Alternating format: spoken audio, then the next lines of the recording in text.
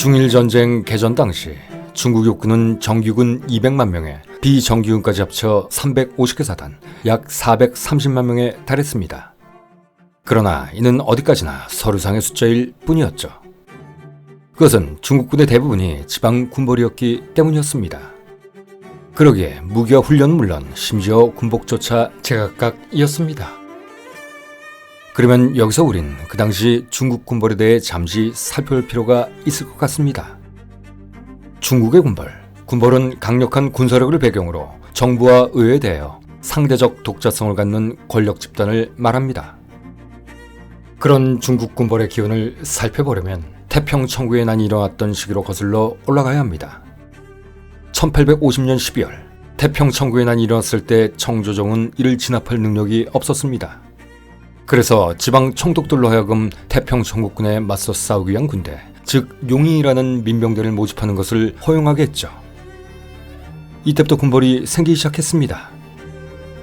당시 직내 총독 겸 북양 통상대신이었던 이용장은 자신이 통제하던 직내성, 허난성, 산중성 등 5개 성의 세수를 이용해 청나라의 전통적인 팔기군과는 전혀 다른 화이군이라는 사병을 모집하기 시작했고, 그가 이 화이군을 근대화시키고 근대적 해군인 북양 함대까지 창설하자 군벌의 시대가 본격적으로 열리기 시작했던 것입니다. 그런데 태평천구의 난이 끝난 후에도 이용장 등 주요 군벌의 수장들은 이를 해체하지 않았죠. 그러자 다른 성에서도 이용장의 모델을 벤치마킹한 군소 군벌들이 우후죽순처럼 생겨나기 시작했습니다. 이렇게 그 시절 중국에선 북양군벌, 염계군벌, 서북군벌, 상계군벌, 쓰촨군벌, 계계군벌, 월계군벌, 정계군벌, 검계군벌 등이 생겨났고, 또 이들 군벌들의 반계군벌들까지 다수 출몰하다 보니 중국은 춘추전국시대보다 더 혼란한 상황에 빠질 수밖에 없었습니다. 그런데 이들이 거느린 병사들은 국가에 대한 충성심보다 개인에 대한 충성심, 즉 군벌의 수장에 대한 충성심이 더 강했고, 전통무기와 현대무기를 적절히 혼합, 무장시킴으로써 오히려 청나라의 중앙보다 더 뛰어난 결집력과 전투력을 가지게 됐습니다. 그리고 19세기 후반 이런 군벌의 형태를 더욱 체계화시키고 화베이 지역과 만주 일대를 통일한 위안스카이가 더욱 거대화된 북양군벌을 장악하게 되면서 장제스의 북벌 이전까지 청일전쟁으로 망해가던 중국을 이들이 지배하게 된 것입니다. 그런데 아이러니하게도 이들 군벌을 조직화시키고 훈련시킨 교관의 대부분은 일본인들이었죠. 어쨌든 청일전쟁, 북벌내전, 만주사변, 중일전쟁이 끝나고 1, 2차 국공내전으로 중국이 공산화되기 전까지도 중국 군벌의 발언은 끊이지 않았습니다. 정말 지긋지긋한 생명력이었죠. 그래서일까요? 중국은 아직까지도 군벌에 대한 악몽을 생생히 기억하고 되씹고 있는 듯합니다. 아편전쟁으로 한번 망해봤던 경험 때문에 지금까지도 마약 범죄에 대해선 극형 집행을 서슴지 않듯 군대 역시 공산당의 통제에서 절대로 벗어나지 못하게 통제하는 것을 보면 말입니다. 이는 쿠데타를 방지하기 위해 만든 군내 정치원 제도라는 공산주의 특유의 군대 체계 때문이기도 하겠지만, 아마도 100여 년 전 중국을 혼란의 구렁텅이로 몰고 간 주범, 즉 군벌의 만행과 그 후유증에 대한 트라우마가 너무나도 깊기 때문일 것입니다. 마오쩌둥의 말처럼 권력은 총구에서 나오기 때문이죠. 그러면 그 당시 군벌의 적폐에 대해서 한번 짚어봐야겠습니다. 여러분들도 잘 아시듯 당시 중국의 군벌은 태생적으로 많은 문제점을 가지고 있었습니다. 그중 몇 가지 사안을 한번 살펴보죠. 1921년 중국 북서부 산시성 펜조에서 태어난 미국 정치학자이자 중국학자인 루시안 파이는 중국의 군벌은 본능적으로 의심이 많고 자신의 이익이 위협받을 수 있는 일은 절대로 하지 않으며 이상주의적인 가치에 대해선 일말의 관심조차 없는 무식하고 잔인한 집단이다 라고 말했습니다. 그런데 이는 중국 군벌에 대한 점잖은 표현일 뿐이었죠. 당시 중국 군벌들이 병사들과 일반 대중에게 자행하던 잔인함은 이루 말할 수 없었기 때문입니다. 그러면 1921년 화베이일보에 난 기사를 인용하여 지금의 허베이성을 통치하던 직내군벌 우페이프라는 자의 예를 한번 들어보겠습니다. 당시 그는 파업을 일으킨 노동자들을 재판도 없이 공개 처형, 공포심을 조장함으로써 파업을 진압하는 것으로 유명했었는데, 파업 노동자들에게 반란 협의를 뒤집어 씌우고 그들 중 몇 명에게는 산채로 심장과 간을 도려내고 신체 부위를 난도질하는 이른바 능지처철명을 집행하였고, 다른 몇몇에게는 산채로 태워 죽이는 화형을 집행했었다고 합니다. 심지어 극형을 면한 사람들에게조차 몸에 여러 개의 구멍을 뚫고 양초를 삽입한 후 불을 붙이는 그야말로 끔찍하기 짝이 없는 고문을 자행하기도 했죠. 이 모든 것을 공개적으로 말합니다. 말 그대로 사이코패스의 광기가 따로 없었던 것이죠. 그리고 군벌의 악행 중 부정부패는 빼놓을 수 없는 사항이었습니다. 그들은 개인적 충성도를 크게 강조하지만 일명 실버 총회라고 불리우는 뇌물을 받는 대가로 곧잘 지휘관을 배신하곤 했었는데, 이 역시 군벌 집단이 다른 군벌 집단과의 동맹을 배신하는 음모를 꾸민 일과 같이 흔한 일이었죠. 물론 뇌물을 건넨 자는 그만큼을 회수하기 위해 또 다른 비리를 저지른 일은 당연지사였습니다. 그리고 그들 세계에서 승진은 능력과 거의 관련이 없었고, 대진 형제를 가장한 비밀 결사를 조직, 혈연, 지역연고, 학연관계, 그리고 금전적 거래를 통한 네트워크를 가동시켜 출세를 했습니다. 대신 연이 사조직이 다 그렇듯 조직 내의 배신자에게는 가혹한 징벌이 따랐죠. 1925년 11월 장쩌린에게 충성을 맹세했던 고성린이라는 자는 장쩌린을 배신하고 또 다른 군벌인 펑유장의 수하로 들어갔습니다. 그러자 이를 눈치챈 장쩌린은 고성린과 그의 아내를 꿰어내어 체포, 공개적으로 총살시키고 그들의 시신을 시현양에 한 상태에 3일 동안 매달아 놨다고 합니다. 배신자는 절대 용서하지 않겠다라는 전례를 보이기 위해서 말이죠. 그런데 이는 배신자에 대한 응징뿐만이 아니었습니다. 여기에 더해 내가 먹지 못할 바엔 남도 먹지 못하게 죄를 뿌려버리겠다라는 심보까지 내재돼 있었던 것이죠. 어느 한 군벌이 전체 시스템을 지배하기 위해 행하는 짓은 무슨 수를 쓰더라도 막겠다라는 몽리의 표현이기도 했던 것입니다. 그러기에 그들은 어느 한 군벌이 너무 강력해지면 나머지 군벌들과 동맹을 맺어 그 군벌을 공격했고, 이후 또다시 이런 일을 저지르지 못하도록 서로를 공격하곤 했죠. 그야말로 배타심과 이기심, 비효율의 극치를 보여줬던 것입니다. 그럼에도 막상 전쟁에 돌입하면 꼬리를 다리 사이로 말아버린 똥개들처럼 자신의 군대에 피해갈 행위는 절대 하지 않았습니다. 자신들을 지칭하는 용과 군, 그것으로 연명하는 군인들임에도 말입니다. 이렇듯 당시 중국의 군벌은 의기 있고 용맹스러운 무인과는 전혀 거리가 먼 그야말로 깡패들과 같은 자들이었던 것입니다. 그러다 보니 그들의 꿈은 항상 자신들이 주지웅림할 수 있는 약간의 영토를 얻는 것에 지나지 않았습니다. 이 말은 대부분의 군벌이 전국을 통일하고 중국을 한번 통치해보겠다라는 웅지 같은 것은 전혀 없었다는 것이죠. 그런데 이런 이유 때문일까요? 1920년대에 들어서자 군벌 간의 동맹정치 내에서는 극단적인 권모술수만 남게 되었고, 민족에 대한 폭력은 더 잔인해지고 야만적으로 변해갔습니다. 이러다 보니 피폐되는 것은 국민들이요, 국가의 명운이었던 것이죠. 이뿐만이 아니었습니다. 철도를 놓고 벌이는 이들의 너절한 기득권 싸움은 그야말로 목불 인견이었으니까요. 철도의 통제권은 군벌들에게 매우 중요한 사안이었습니다. 당시 인프라가 매우 열악했던 중국에서 철도와 열차의 통제권은 그들의 영향력을 유지하는 데 필수불가결한 존재였기 때문이었습니다. 이것은 1925년을 기준으로 우한과 베이징을 연결하는 기관차의 70%, 베이징과 세냥을 연결하는 기관차의 50%가 군벌들의 병력과 보급품을 수송하는 데 사용된 것만 봐도 잘 알 수 있습니다. 결국 이 시기 대부분의 전투는 철도와 가까운 거리에서 벌일 수밖에 없었던 것이죠. 그러다 보니 철도 주변에서의 끊임없는 분쟁은 많은 경제적 피해를 초래하게 만들 수밖에 없었습니다. 당시 군벌 간의 다툼으로 일어난 1925년에서 1927년 사이에 중국 동부와 남부에서 벌어진 수많은 분쟁들로 난징과 상하이 노선에 사용된 기관차의 최소 50%가 파괴됐고, 적의 추격을 방해한답시고 후퇴하면서 저지른 이른바 청야 전술로 파괴된 철도가 전 노선의 30%에 육박할 정도였으니까 말입니다. 여기에 더해 어떤 군벌의 병사들은 300대의 화차를 징발, 자신들의 숙소로 사용하는 바람에 비군사 철도 교통량이 25% 이상 감소하여 운송을 하지 못해 물품의 재고는 쌓여가는데 상품 가격은 상승하는 어이없는 스태그플레이션 사태까지 발생했습니다. 이에 중국은 1927년 한 해에만 무려 1억 멕시코 은어에 해당하는 경제적 피해를 입게 됐죠.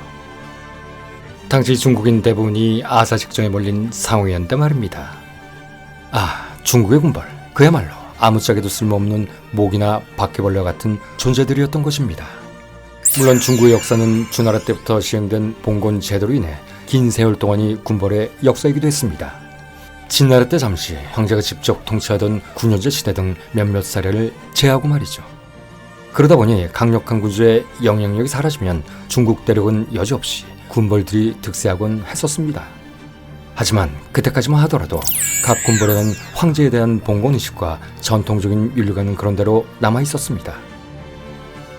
그런데 유럽의 산업혁명 이후 중국으로서는 전혀 경험해보지 못한 강력한 외부 세력, 즉 정과는 전혀 다른 백인종들이 침입해오자 종전의 전통적 군벌이라는 관념마저 아노미에 빠져버려서일까요? 중국 역사에 보이지 않던 희대의 군벌 집단들이 나타나기 시작한 것입니다. 이때부터 전통적인 이데올로기를 가진 군벌은 거의 사라지고 군국주의, 개인주의, 자본주의, 사회주의, 공산주의, 제국주의, 보편주의와 무정부주의, 여기에다 유교적 가부장주의까지 합세 이 모든 것을 짬뽕시킨 이른바 동시주의가 등장했던 것입니다. 다시 말해 그간 유지했던 민족주의와 국가주의라는 개념은 없어지고 이기주의만 남게 된 것이죠. 그러다 보니 각 군벌의 통치자들은 자신의 영달, 대표와 향락에만 몰두하기 시작했고 군벌이라는 체제를 그저 자신의 입신양명을 위한 도구, 그 이상 그 이하로도 생각하지 않게 됐습니다. 상황이 이러다 보니 산동성의 군벌, 일명 개고기 장군이라고 불리던 짱충창이라는 인간 말종까지 등장하게 됐죠. 도적 출신이었던 그는 스트레스를 받는 날이거나 무료한 날엔 어김없이 죄수를 불러다 놓고 칼로 죄수의 머리를 부숴버리는 것을 취미로 하는 완전히 미친놈이었습니다. 또한 술을 퍼마시는 날이면 연애에 초청한 사람들 앞에서 자신의 성기를 꺼내놓고 변태세제를 일삼던 그야말로 잡놈 중의 잡놈, 또라이 중의 상또라이였습니다. 그럼에도 자신의 상관에게 아부만 잘하면 이런 자들도 얼마든지 군벌 통치자로 출세할 수 있었습니다. 그리고 이런 자들 대부분은 일본에 부역하다 자진주의가 박탈되면 일본으로 망명해버리곤 했습니다. 대부분의 군벌들은 민족주의적 관념이나 애국주의적 관점은 1도 없는 말 그대로 매국노들이었던 것입니다. 물론 짱충장도 자신의 세력이 몰락하자 일본으로 망명했습니다. 그리고 결국 암살당했죠. 그러면 이런 자들을 우두머리로 삼던 병사들은 과연 어땠을까요? 그런데 이들 역시 마찬가지였습니다. 자신들끼리의 전쟁이 끝나고 혹여 패자가 되면 다소가 도적대로 돌변해버리곤 했던 것이죠. 하기야 애초에 도적대들이 전국을 유령하다 들어온 곳이 군벌이었으니 그게 그거긴 하지만 말입니다. 우리가 흔히 아는 마적대가 바로 이들 무리였던 것입니다. 한때 만주는 물론 화북 지역을 제패했던 중국 공산화의 영 장제랑의 아버지 장쩌린 역시 마적 출신이었으니까요. 이에 대해 중국의 어느 정치가는 군벌끼리 전쟁을 하면 도적이 군인이 되고 그 전쟁이 끝나면 군인이 도적이 된다라고 말했습니다.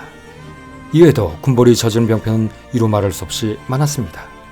그러기에 거듭 말하거니와 작금의 중국, 즉 중국 공산당이 자신들의 군대를 절대로 공산당의 통제에서 벗어나지 못하도록 강력하게 붙잡아 놓고 있는 이유가 다 있는 것입니다. 하지만 그들의 의식 깊은 곳에 내재되어 있는 3천여 년의 역사를 자랑하는 군벌이라는 DNA가 과연 쉽게 통제될 수 있을까요?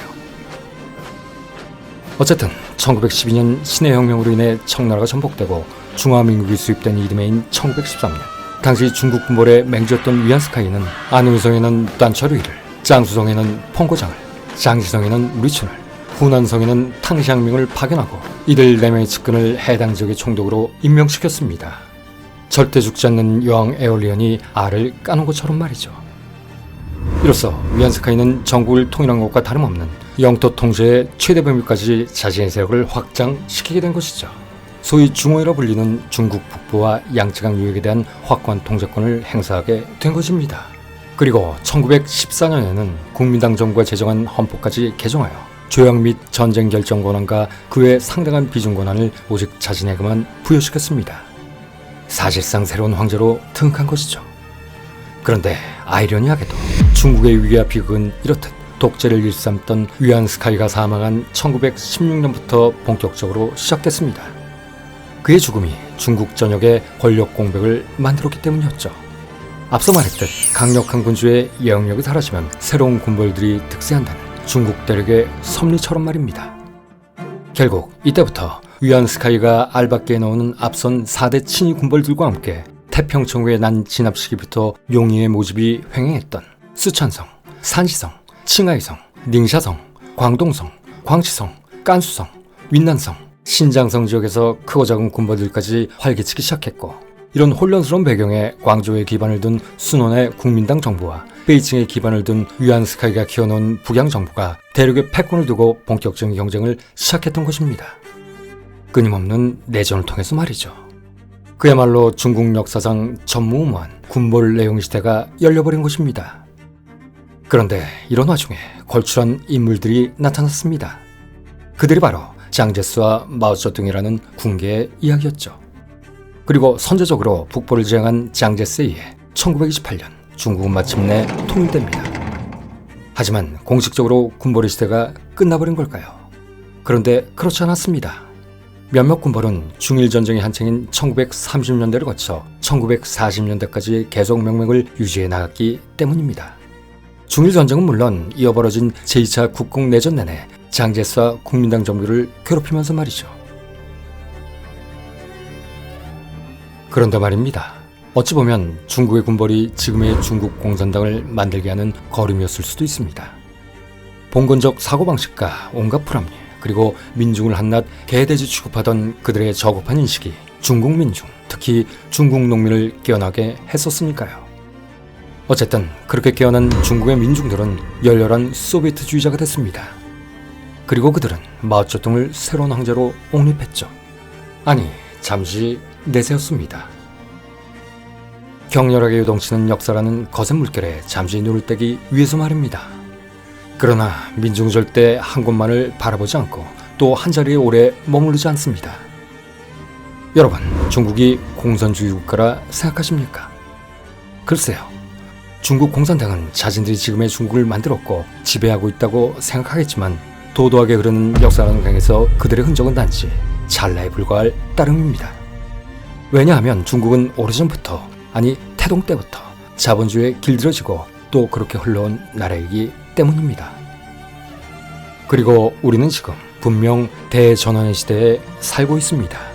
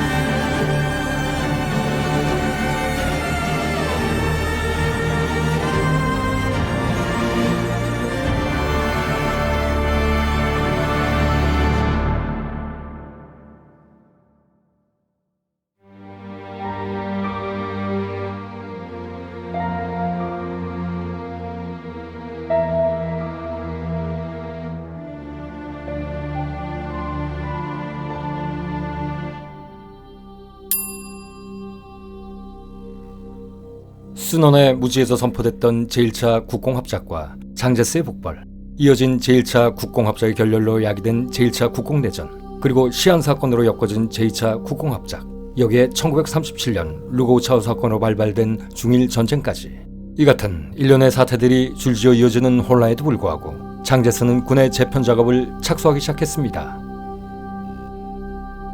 하지만 이는 베이핑과 텐진이 일본군의 수중에 떨어지면서 지지부진할 수밖에 없게 됐죠.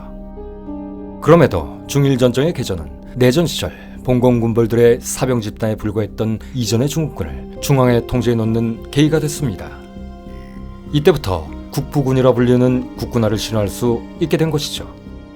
이에 따라 서구에서 최신 장비와 무기도 대거 수입해 군을 현대화한다는 작업 역시 적극적으로 추진됐습니다. 그러자 현대식으로 개편된 8개의 독일식 사단을 포함 중앙군 30개 사단이 선진적 군사훈련을 받게 됐고, 그 결과 병사 개개인의 사이가 높아지고 작전 수행 능력 역시 일본군에 비해 손색이 없게 됐습니다. 여기서 주목해야 할 것은 중앙군의 핵심인 87사단과 88사단 등 정예 교도소단의 장비를 당시 독일 국방군이 사용하는 장비와 거의 동일한 스펙으로 맞췄다는 것인데, 이는 바이마르 공화국 시절부터 독일 군사고문단을 초빙하고 아직도 전세계 매장량의 64.8%를 차지하고 있는 텅스텐을 비롯한 광물들을 독일에 제공함에 따라 그 대가로 독일제 군수품이 대대적으로 유입됐기에 가능했습니다. 이에 중일전쟁 초기 방금 말한 독일식 사단인 87사단과 88사단 같은 장제스의 친위부대들은 독일 국방군의 슈탈헬름 M1935 헬멧 같은 개인 장구와 역시 독일제 소총인 GW98의 라이센스 버전인 24식 보총, 개베어 1888의 라이센스 버전인 한양 88식 보총 같은 개인화기로 무장할 수 있었습니다. 하지만 전쟁 초기 제2차 상하이 사변에서 국부군의 주력인 중앙군이 대부분 소모돼버리는 바람에 오히려 중일전쟁 후반으로 가면 남아있던 독일제 장비, 소련제 장비, 그리고 공여받은 리엔필드 소총이나 브로디 MK1 헬멧 같은 영국제 장비, 스프링필드 M1903, M1 카빈 소총, 톰슨 기관단총 등의 미국제 장비, 심지어 일본군에게서 노획한 장비들까지 마구 뒤섞여버렸죠. 여기에 군대 지원하기로 체코슬로바키아에서 개발된 ZBLK-26 경기관총, 독일제 MG13 경기관총, 소련제 맥심 토크레프 PM1910, 그리고 DP28 경기관총, 프랑스제 호스키스 M1922 경기관총, 중대 지원하기로 러시아에서 개발한 맥심 토크레프 PM1910, 1908년 독일에서 개발한 MG08, 이것을 카피해 1935년부터 한양 조병청에서 라이센스 생산한 자국산 24식 중기관총, 일본군도 사용했던 프랑스제 호스키스 M1914, 그리고 미국제 브라우닝 M1917과 M1919 등의 중기관총까지 잡다하게 운영됐습니다. 이러다 보니 탄약의 공동화가 이루어지지 않은 데다 워낙 보급체계 또한 전무한 상태여서 이것들의 운영에도 제한이 걸릴 수밖에 없었습니다. 결국 군의 편제와 무장을 모두 통일하는 사업은 1920년대에는 각 지방의 군몰들의 반란으로 이루어지지 못하다가 30년대 중반에 이르러서야 겨우 시작됐지만, 이마저도 중일 전쟁의 발발로 중앙군의 30개 사단을 모두 정비한 데는 이르지 못하게 됐죠. 이에 따라 군복 등 개인 지급 장비조차도 중일 전쟁 종전 시까지 각 부대마다 중구난방일 수밖에 없었는데, 군보의 경우 중일 전쟁 초기 중앙군의 독일식 사단 정도는 갈색 계통의 독일군 스타일의 카키색 군복과 슈탈헬름 헬멧, 가죽 탄입대 등으로 통일시킬 수 있었지만, 나머지 중앙군은 기존의 군복에 제1차 대전 시절 쓰다 남은 영국군 MK1 브로디 철모를 공여받았을 수밖에 없었습니다. 하지만 중앙군보다 훨씬 규모도 크고 언제 적으로 돌아설지 모르는 지방 군벌의 병사들에게는 이런 것마저도 지급되지 않았죠. 결국 군벌마다 다르긴 했지만 이들은 대체로 청해석 군복에 조악하기 짝이 없는 천으로 된 탄입대 등을 쓸 수밖에 없었고, 철모는 아예 지급도 되지 않아 중앙군이 버리고 간 영국제 브로디 철모를 주워 쓰거나 혹은 오스트리아군 스타일의 천으로 된 모자 또는 기존의 정모만을 쓰고 위험한 전장에 투입돼야만 했습니다. 그런데 말입니다. 그럼에도 불구하고 놀라운 것은 당시 국부군의 최정예 87, 88사단이 있었던 독일제 스탈헬름 헬멧과 독일식 군복, 개인화기가 초창기 대한민국 광복군에게는 지급됐다는 것입니다. 이는 윤봉일 의사의 훈코 폭탄 투척 의거에 중국의 100만 대군도 하지 못한 일을 조선인 청년 하나가 해내다니 정말 대단하다 라며 감동했던 장제스의 배려 때문이었죠. 그러면 중국 육군의 사단 편제에 대해 한번 살펴보겠습니다.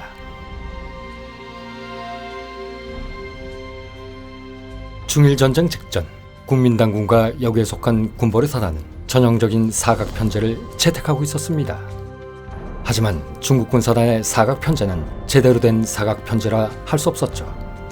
각각 2개 보병연대로 편성된 2개 보병여단을 기본적인 편제로 가지고는 있었다지만, 문제는 이들 보병여단을 지원할 사단의 각종 직할 부대가 터무니없을 정도로 열악한 수준이었기 때문이었습니다.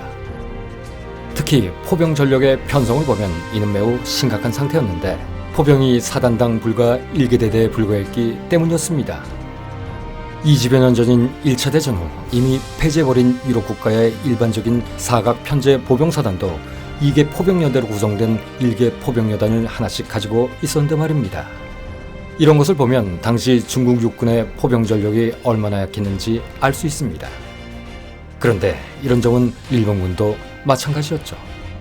어찌 보면 지들끼리 도토리 키재기를 했던 것인데 다시 말해 두 나라 모두 시대에 뒤떨어진 편제를 가지고 있었던 것입니다.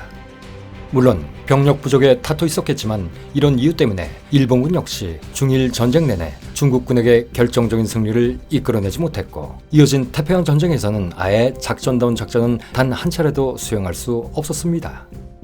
하지만 일본군은 당시 기준으로 봐도 나름 제식화된 군대였고 또 전술적으로도 나름 숙성된 군대였기에 중일 전쟁 초기 중국군에 대해선 상대적 우위는 가질 수 있었습니다. 어쨌든 1930년대 기준 중국군 보병사단의 편제는 2개 보병여단에 달랑 1개 포병대대, 여기에 오직 인력으로만 모든 것을 해결하는 1개 공병대대 뿐이었습니다. 그런데 이마저도 중일전쟁 발발 당시 국민당 중앙군 직계사단 중 이런 포병대대와 공병대대라도 갖춘 사단은 그나마 15개 사단에 불과했을 뿐입니다. 나머지 사단은 겨우 1개 포병중대나 1개 공병소대만을 가졌거나 아예 포병 자체가 없고 보병에 가지고 다니는 박격포나 비례포 따위만 장비한 사단이 태반이었던 것이죠. 그리고 오히려 완편 편제대로 1개 포병대대를 갖춘 사단이라 할지라도 그 전략이 고작 3포 16문 정도에 불과했었죠. 그런데 문제는 중일 전쟁 당시 국민당군의 정예중 정예로 꼽혔던 독일식 사단인 87, 88사단도 마찬가지였다는 것입니다. 이에 나름 충실히 완편된 일본군 보병사단에 대해 중국군은 결코 전술적으로 대등한 상대가 될 수 없었던 것입니다. 그리고 앞서 언급했듯 중국군의 전술 수행 능력은 일본군과는 아예 비교를 할 수 없을 정도로 참담했습니다. 이렇듯 중일 전쟁 발발 당시 중국군의 군수나 의료, 포병 전력, 화학전, 차량화, 기계화 등 현대전 수행 능력은 턱없이 부족했고 지휘관들의 전술 교류 이해도도 매우 낮았던 것입니다. 여기에 더해 앞서 언급한 독일제 무기를 카피해 어느 정도 국선에 성공한 경화기를 제외하고는 대포와 트럭, 기계화 장비는 세계 여러 나라에서 잡다하게 수입했기에 제식화시키기도 어려웠던 데다가 부품의 부족은 말할 것도 없었고 장비의 노후화 역시 매우 심각한 상태였습니다. 어쨌든 그럼에도 중국군은 군의 기계화를 꾸준히 추진해 나갔습니다. 기갑전력으로 독일이 3호, 4호 전차의 제식화로 잉여가 생겨 수출한 소형 트랙터러 개조의 7.9mm MG13 기관총만 달랑 2정 장착해 만든 1호 전차, 6.5mm 기관총 한 정이나 13.2mm 브라다 기관총 2정만을 장착한 이탈리아제 CV-33과 CV-35 초경량 전차, 그리고 나름 속도와 기계적 신뢰성은 가지고 있었지만 대물 화력의 부재로 영국군마저 훈련용으로 4대만 운용했을 뿐 거의 채택하지 않은 7.7mm 비커스 기관총 2정만을 장착한 비커스 MK2 경전차 A형, 그나마 조금은 전차스럽게 37mm 비토 SA-18 전차포 1문, 8mm 호치키스 M1914 기관총 한정, 7.5mm 레이벨 1931 기관총 한정, 그리고 7.62mm 맥심 MG08 기관총 한정을 장착한 프랑스제 르노 FT17 경전차를 보유하고 있었고 여기에 미국의 존 올터 크리스트가 개발한 크리스트 M1928 쾌속전차를 베이스로 만든 45mm M1932 전차포 1문, 7.62mm 덱테르프 기관총 1정을 장비한 소련제 BT5 전차 등 주로 1920년대에서 1930년대 초반에 생산된 구식 경전차와 일본 군으로부터 노획한 57mm 전차포 1문과 7.7mm 기관총 3정을 장비한 97식 치아 중전차도 소량 운영했던 것이죠. 또한 소위 탱케지라 불리는 프랑스제 르노 유이 경장갑차, 역시 일본 군으로부터 노획한 94식 경장갑차, 그리고 독일제 SD KPG-21, 22 차량용 장갑차 등 총 300여 대의 장갑차도 획득하고 있었습니다. 하지만 이 기갑 전력들은 화력과 장갑이 빈약해 실전보다는 훈련에 놨을 물건일 뿐이었죠. 그럼에도 중국군은 이런 장비들로 장갑병단을 편성, 상하이 전투와 난징 전투에 투입했으며 1938년 1월에는 중국 최초의 기계화 사단인 제200사단을 창설하기도 했습니다. 그리고 이 204단은 중국군 유일의 기계화 부대로 앞서 말한 독일과 이탈리아, 영국, 프랑스의 구식 전차에 45mm 전차부를 장착한 당시 베스트셀러 전차이자 전차다운 전차였던 T-26B 88대를 장비하자 명실상부한 중국군의 주목이 됐습니다. 참고로 영국의 경전차 비커스 MK2의 라이센스를 획득, 소련이 자체 개발한 T-26 시리즈는 세계 최초로 대량 생산된 전차이며 1만 대 이상을 생산하며 얻은 노하우를 이후에 만들어진 전차들에게 적용시켰다. 마치 BT 전차가 T-34 전차에게 기동성의 방법론을 물려줬다면 T-26은 대량 생산의 방법론을 물려줬다고 해도 과언이 아닌 소련 전차의 어머니와도 같은 존재였습니다. 또한 동시대의 전차를 보다 높은 성능과 낮은 가격으로 수많은 나라들에 공유되면서 믿고 쓰는 소련제 무기라는 이미지를 각인시킨 전차이기도 했었죠. 이 때문인지 전차 매니아들은 T-26을 정강기의 T-34로 평가하기도 합니다. 더구나 일부 국가에서는 1970년대까지 이 물건을 현역으로 배치, MBT로 사용하기까지 했으니까요. 어쨌든 장제스의 군 현대화와 기교에 대한 열정은 뜨거웠습니다. 하지만 그로 인해 탄생한 제200 기계화사단은 군사위원회 직속의 전략 예비대인 제5군에 배속되어 많은 전투에 투입되긴 했지만 훈련 부족과 운영 미숙으로 큰 활약을 하지 못한 채 야금야금 소모되고 말았죠. 하기야 당시만 해도 독일을 제외한 대부분의 국가들이 전차전의 지휘자도 잘 모를 때이긴 하지만 말입니다. 그럼에도 중국 육군은 이때부터 중국의 군벌편에서 말한 군보레대를 서서히 벗겨내기 시작했습니다. 그러면 중국 해군의 전력도 한번 살펴봐야겠습니다. 당시 중국 해군은 5개 함대에 배속된 대소함정 120척, 총 배수량 6만 톤 정도였습니다. 여기에는 1930년대에 건조된 닝하이급 경순양함 1번함인 닝하이와 2번함인 핑하이 2척이 포함되어 있었죠. 참고로 이 중 1번함 닝하이는 1931년 바가지를 쓰고 일본 하리마 조선소에서 건조됐고 2번함인 핑하이는 닝하이를 역설계하여 중국에서 건조됐습니다. 그런데 이 두 척의 경순양함을 제외하고는 강기색이나 해안의 수색과 정찰, 경비를 담당하는 수척의 포함을 제외한 대부분의 함선들은 청불전쟁과 청일전쟁에서 해군력이 괴멸된 후 이 용장의 해군 재건 계획에 따라 건조되거나 군벌들이 외국에서 수입한 소형함들을 중앙에서 일괄적으로 증발한 것들이었습니다. 따라서 성능도 형편없었고 노후화 또한 매우 심각하여 기껏해야 제한된 강상작전이나 수송 임무에만 투입할 수 있었죠. 그럼에도 이들은 강력한 일본 해군에 맞서 그들의 양증한 진입을 저지하는 등 나름 용전분투했습니다. 하지만 일본 폭격기들의 공습이 시작되자 전쟁 초반에 거의 소멸돼 버리고 말았습니다. 이때 중국이 자랑하던 중국 최초의 현대식 경순양함 닝하이와 핑하이도 격침됐었는데 이때 일본은 이 두 함선을 인양 이오시마와 야소시마라는 이름을 붙여 경순양함으로 태평양 전쟁 내내 써먹었습니다. 결국 미 해군에 의해 또다시 침몰을 해버리지만 말이죠. 어쨌든 일본 해군의 공격으로 간신히 살아남은 극소수의 함정들은 양쯔강 중상류에서 일본군이나 군소품을 실은 정크선단을 기습하거나 귀뢰살포, 함포사격 임무를 수행하는 등 나름 해군의 명목을 유지해 나갔습니다.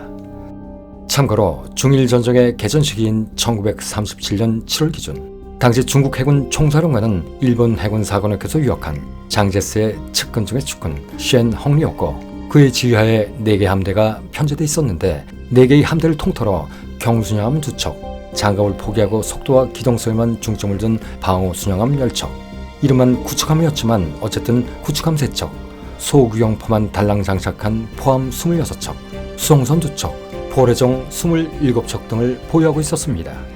그리고 해병대에 해당하는 육전대 2개였던 3,800명 포함 약 1만 2천 명의 병력을 가지고 있었죠. 그러면 하는 김에 중국 공군에 대해서도 한번 살펴보겠습니다. 당시 국부군 공군, 즉 중국 공군은 난징, 상하이, 로양, 난창을 중심으로 전국의 12개 주요 항공기지와 262개 비행장에 산재돼 있었습니다. 중국 공군 역시 1937년 7월 기준으로 총사령관은 저우 쯔로우였고 그의 지휘 아래 난창에 있는 공군 사령부 직할로 폭격기 2개 대대, 전투기 2개 대대, 정찰기 1개 대대가 있었으며 공도와 주룡에 각각 폭격기 1개 대대와 전투기 1개 대대, 난징과 시안의 정찰기 1계대대씩을 청기하고 있었습니다. 그리고 범부에도 지상 공격기 1계대대를 편지하고 있었죠. 그런데 개전 당시 장제스의 공군 고문이었던 클리어리 쇼널트는 훗날 중국 공군이 보유한 항공기는 대부분 전투에 사용할 수 없는 훈련기이거나 노후화가 심한 구식기체였고 최신 기체는 144대에 지나지 않았다. 그나마 작전 기동이 가능한 기체는 겨우 90여 대에 불과했을 뿐이다. 라고 회고했습니다. 말 그대로 유한 항공 전력이라고 말하기는 애매한 수준이었다는 것이죠. 그런데 이 말은 반은 맞고 반은 틀린 것이었습니다. 왜냐하면 일본군은 중국 공군에 대해 전혀 다른 평가를 하고 있었기 때문이었죠. 당시 일본 육해군 정보부대가 분석한 보고서에 의하면 그들은 일단 중국 공군의 전력을 대체로 과대평가하고 있었는데 중국 공군은 미국, 독일, 이탈리아 등의 원조를 받아 급속히 성장하여 총 기체수가 무려 940여 대에 달하며 작전 가용한 기체만 해도 650여 대에 달한다. 라고 추산했기 때문입니다. 서로가 달라도 너무 많이 달랐던 것이죠. 그러면 당시 실질적인 중국 공군의 전력은 어느 정도였을까요? 당시 중국 공군의 실제 항공기 보유대 수는 약 600대 정도였습니다. 물론 그중 3분의 2 이상은 1차 세계대전 때나 사용했을 법한 기체들이었습니다. 이탈리아제 피아트 CR-32, 소련제 폴리카르포프 I-15, 독일제 헨셀 HS-123, 영국제 클로스터 글래디에이터, 미국제 커티스 호크3 60여 대 등은 낡은 포격기들이었고 그나마 현대적인 항공기는 단엽 전투기로 프랑스제 드브이티느 D500과 소련제 폴리카르포프 I-16 그리고 1930년대 중후부터 수입된 미국제 P-26 피스터 10여 대와 공격기로 역시 미국제 커티스 AGB 슈라이크 20여 대 그리고 훈련기 등을 포함 대략 150여 대 정도였죠.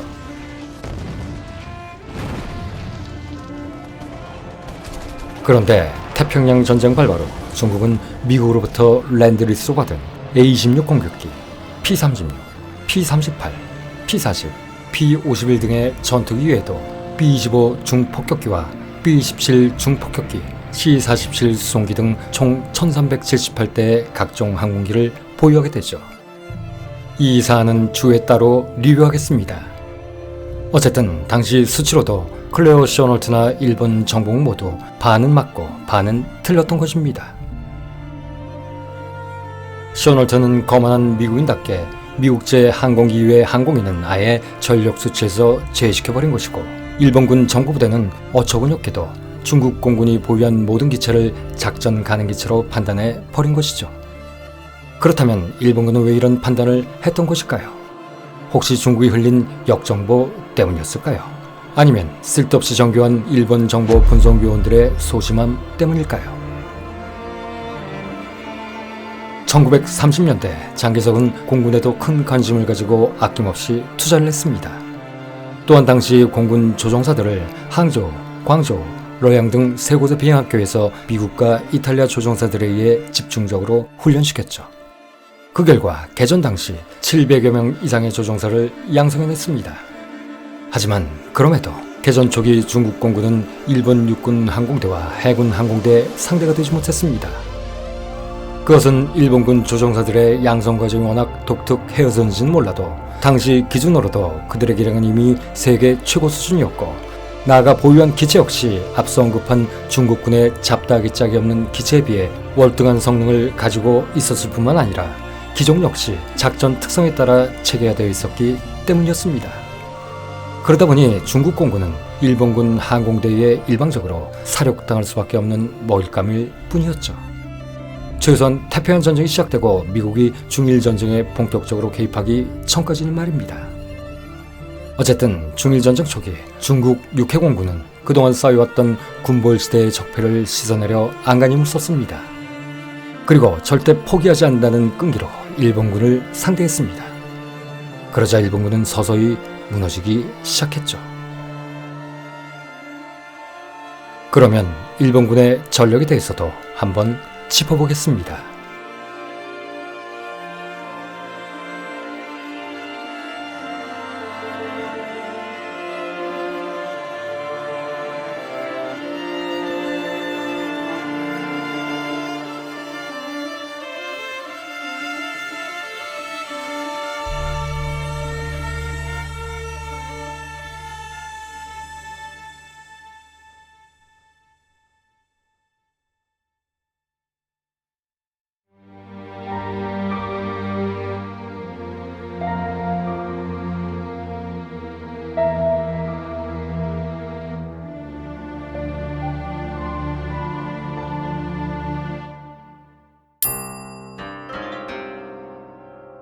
전편에서는 중일전쟁 개전 당시 중국의 군벌과 그들의 군사력에 대해 살펴봤습니다.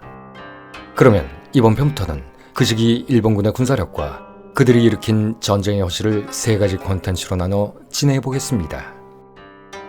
중일전쟁 직전인 1936년 당시 일본 육군은 17개 상설사단에 2개 보병연대, 2개 포병대대, 2개 기병중대로 편성된 4개 독립혼성여단, 그리고 4개 기병여단, 5개 포병여단, 3개 전차연대 등 상비군만 38만 명이었습니다.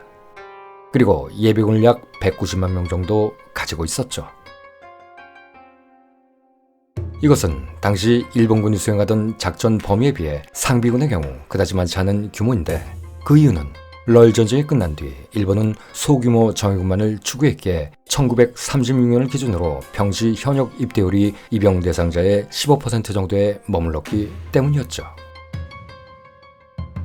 당시 일본은 국민개병제를 시행하고 있었음에도 입영 대상자 모두를 입대시켰다가는 산업과 경제 전반에 큰 타격을 줄 수 있다는 이유로 소수의 군대만을 유지했기에 일어난 현상입니다. 대신 우수한 인적 자원만 골라서 입영시켰기 때문에 질적으로 우수한 병사들을 확보할 수는 있었죠. 그러나 중일전쟁이 점차 확대되자 학력이나 신체 조건이 부족한 자원까지도 마구잡이로 징병하기 시작했고, 이에 따라 일본군의 수준은 급격히 떨어지게 됐습니다. 그러면 왜 이런 현상이 벌어졌을까요? 여기에는 일본이 일으킨 모든 전쟁의 단초를 제공했던 관동군이 있었습니다. 여러분들도 다 아시듯 러일 전쟁의 승리로 창설된 관동군은 러시아, 즉 소련을 견제하기 위해 존재했던 군집단이었습니다. 그런데 그런 관동군이 만주사변을 일으키고 만주를 석권하자 소련은 당시 6개 사단뿐이었던 극동주둔군을 20개 사단, 37만 명으로 대폭 증강시켰습니다. 그러자 소련군의 병력 증강에 자극을 받은 관동군도 3개 사단이었던 병력을 2배로 늘려 6개 사단으로 증원시켰죠. 그러나 병력 증강 경쟁은 이것으로 끝난 것이 아니었습니다. 이후 두 방면군은 군사력의 우위를 확보하기 위해 점차 병력을 늘리는 치킨 게임을 시작하게 되는데, 극동 소련군은 1940년에는 사단수를 30개 사단까지 늘렸다가 독일의 침공으로 병력을 대폭 유럽 전선으로 돌리는 바람에 한때 2성급 부대를만 남겨놓게 됐었지만, 종전의 해인 1945년 독일이 패망하자 다시 극동의 45개 사단, 무려 150만 명의 병력을 이동, 일본을 압살할 준비를 하기 시작했습니다. 관동군도 정예 상설사단을 중심으로 1940년에 12개 사단, 40만 명까지 편제했다가 중국 전선이 확장되고 태평양 전쟁이 발발하자 일부 병력을 남방 전선으로 이동시키기도 했습니다. 하지만 대번영은 대소련전에 대비해 병력을 늘려달라는 관동군의 칭얼거림이 계속되자 다시 병력을 늘려 오히려 24개 사단 66만 명으로 증강, 소련의 침공에 대비하게 했죠.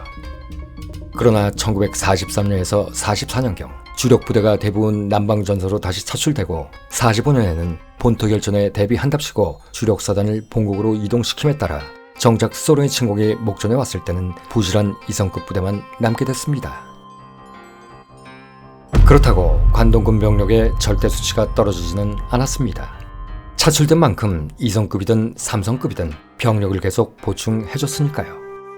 결국 그동안 2성급 부대만을 배치했었지만 유럽 전선이 정리되자 대규모 정규사단을 만주로 옮겨온 소련군과는 정확히 반대되는 상황이 연출된 것입니다. 그런데 여기서 우리가 주목해야 하는 것은 당시 관동군은 중국 전선이 확대되거나 태평양 전쟁이 일어나 남방 전선이 생겨 병력이 되고 필요할 때도 거꾸로 병력이 계속 늘어나는 마술을 보여줬다는 것입니다. 그러면 그 마술의 실체는 도대체 무엇이었을까요? 그것은 역시 관동군의 존재 여부, 즉 소련의 공격에 대비하여야 한다라는 것이었습니다. 글쎄요, 중일전쟁이 절정기에 들어갈 무렵에는 소련은 독일의 침공으로 국가 존망의 위기에 빠져 있을 때였고, 1944년 이후에는 중국 전선이 절망적인 상황이었는데 말입니다. 그렇다면 혹여 1939년 5월에 일어난 노문안 전투에서 소련군에게 호되게 당해왔던 트라우마 때문이었을까요? 아니면 1944년부터 이미 소련군의 극동이동과 마오쩌둥이 이끄는 중국 공산군의 만주에 대한 역공을 우려해서였을까요? 그것도 아니면 삼국 간섭과 러일 전쟁이라는 케케묵은 악몽 때문이었을까요? 결론부터 말하자면 이륙 군사반란을 전후로 득세하기 시작한 도조이 데키, 스기야마 아지메, 도이어라겐지 등 통제파 무리들이 중국 침공을 주창할 때 이저라간지 등 참모본부 내 대중국 전쟁 반대론자들이 펼쳤던 러시아의 부활과 중국의 각성이라는 대소련 정책의 이유가 현실화됐기 때문이었습니다. 세계 정세에 관해 문외한이었던 통제파 일당들이 막상 전쟁을 일으키고 보니 중국은 아무리 공격을 해봤자 무너지지 않고 오히려 자신들을 압박하기 시작했고, 소련은 공산 정권 수립 후 경제개발 5개년 계획을 통해 옛 러시아 제국의 위상을 되찾아가고 있었던 것입니다. 통제파들도 나름 소련을 견제한다는 이유로 중국 침략을 시작했지만 그 ABC 순서가 잘못됐다는 것을 깨닫기 시작한 것이죠. 좀 더 세련된 방법, 소위 방공협약으로 미국과 서유럽, 방공 노선을 걷고 있던 장제스의 중국과 소를 먼저 붕괴시킨 후 시베리아를 접수하고, 그 동력으로 애국심은 단 1도 없는 중국의 군부를 하나하나 포섭, 괴뢰 정부를 세워 종국에는 중국을 지배한다는 전략, 소위 반공주의 정책을 징검다리로 활용해야 했다는 것을 뒤늦게나마 깨달았던 것입니다. 그러나 이미 때는 늦어버렸죠. 자신들이 일으킨 중일전쟁으로 소련은 독일과의 대결에 전념할 수 있게 되었고, 우방이자 같은 반공주의 국가였던 영국과 미국은 적이 되어버렸으며, 결국 소련과 중국의 공산주의자들에게 숨통이 끊어지게 될 지경이 되어버렸으니까요. 이래서 어느 나라든 세계 정세를 꿰뚫어보는 식견과 해안을 가진 지도자가 필요한 것입니다. 그것도 아니면 그런 지혜를 가진 이들의 말을 경청할 수 있는 최소한의 인성이라도 가진 지도자라도 필요한 것이죠. 그런데 우리 대한민국, 지금 대한민국에 가장 절실히 요구되는 것이야말로 바로 이런 지도자의 요건인데 말입니다. 그러나 어쨌든 중일전쟁의 늪에 빠져 허우적거릴 때임에도 불구하고 정신을 못 차린 대본영은 소련 견제라는 이유를 앞세워 1938년 아무것도 모르는 인턴사원 같은 급조된 신편사단 한 개를 창설, 진압파견군에 보낸 대신 진압파견군에서 잔뼈가 굵은 상설사단 2개를 빼내 관동군에 배속시켜버렸습니다. 어처구니 없게도 중일전쟁으로 중국 전선이 끝도 없이 확장되고 있었지만 정예부대인 상설사단은 할 일이 없는 관동군에게 보내주고, 급조한 애송이 사단을 끔찍한 전쟁터인 중국 전선에 보내버린 것이죠. 그러다 보니 쓰잘데기 없던 관동군이야 8개 사단 중 무려 7개 사단이 제1, 2, 4, 7, 8, 11, 12사단 같은 최정예 상설사단으로 편제되게 됐습니다. 당시 관동군의 주요 임무가 비정규전이라 할 수 있는 항일 무장 세력과 비적 토벌 임무였을 뿐이었는데도 말입니다. 대신 전선이 끝도 없이 늘어나 대소면도 못 가릴 처지였던 진압파견군은 경험 없는 신兵사단을 주력으로 작전을 수행할 수밖에 없었습니다. 그렇습니다. 당시 통제파가 장악하고 있던 대본영은, 아니 일본 정부는 자신들의 분쟁 지역이 중국인지 아니면 소만 국경인지도 갈피를 못 잡고 허우적거리는 금치산 상태나 마찬가지였던 것입니다. 어쨌든 중일전쟁 개전 시기인 1937년 기준 일본 육군은 한꺼번에 4개 사단을 해체시켜버린 1925년에 우카기 군축으로 줄어든 17개 상설 사단 체제에서 1937년 7개 사단을 다시 창설시켜 조선군 1개 사단과 황실 군의사단 포함 총 24개 사단 체제가 됐습니다. 그런데 한반도에 주둔하던 1개 사단과 도쿄 방해를 위해 유일하게 본토에 남아있던 근위사단을 제외한 나머지 A급 상설사단 5개와 신설사단 1개가 할 일 없는 관동군에 배치될 때에도 정작 광대한 전사에서 실전을 치르던 진압파견군에는 고작 B급 상설사단 10개와 신설사단 6개만이 할당됐을 뿐이었죠.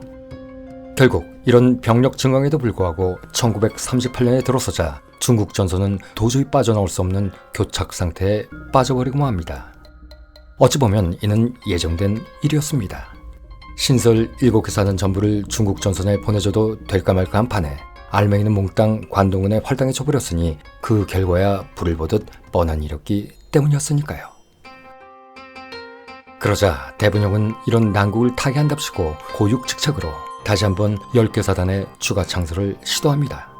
그런데 대본영은 전선 교착의 극복을 빌미로 재차 어렵게 창설된 사단 중 또다시 9개 사단만 중국 전선으로 보내고 나머지 1개 사단은 관동군으로 배속시켜버렸습니다. 이어 1937년에 창설되어 아무것도 안하고 놀고 먹기만 하던 실전 경험은 전무한 관동군이야 26사단을 중국 전선으로 보내고 대신 중국 전선에서 베테랑 중에 베테랑으로 맹활약하던 전통의 정예사단인 7사단과 11사단을 빼내 한가기 짝이 없는 관동군으로 보내버리는 어처구니없는 부대 이동까지 해버렸죠. 별 필요도 없는 관동군의 주머니에 항상 병력을 가득 채워넣어야 한다는 일본군 수뇌부의 습관적 강박관념 때문이었을까요? 도저히 납득이 되지 않는 비상식적인 조치들이었습니다. 그런데 대원영은 이런 상황에 중국 전선에서 아무리 병력의 부족을 호소해도 눈 하나 깜짝하지 않았습니다. 그리고 점점 건호에 몰리고 있던 태평양 전선에도 제대로 된 병력을 전혀 투사해주지 않았습니다. 그런데 이런 행태는 종전시까지 계속됐죠. 결국 일본은 관동군이라는 군 집단의 유지를 위해 자신들 능력 이상의 병력 확충을 시도하다 군대의 질을 떨어뜨려버렸고 아예 전황 자체를 망쳐버린 것입니다. 그렇다면 도대체 무엇이 관동군의 전력 강화라는 덫을 만들었고 또 가뜩이나 부족한 병력의 운영을 이 지경으로 만들어버렸을까요?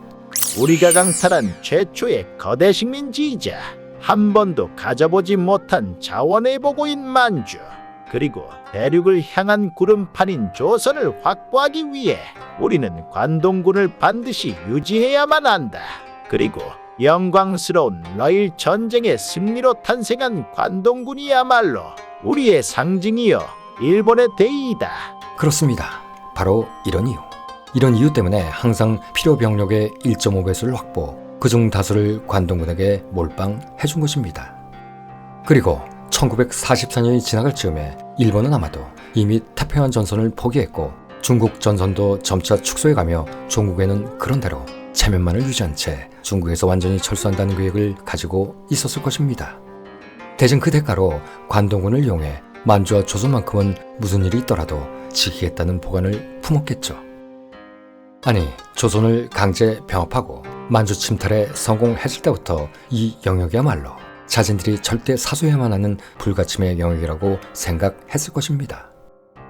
본토와 조선, 만주만 지킬 수 있다면 다시 한번 일어설 수 있다는 허황된 망상을 갖고 말이죠.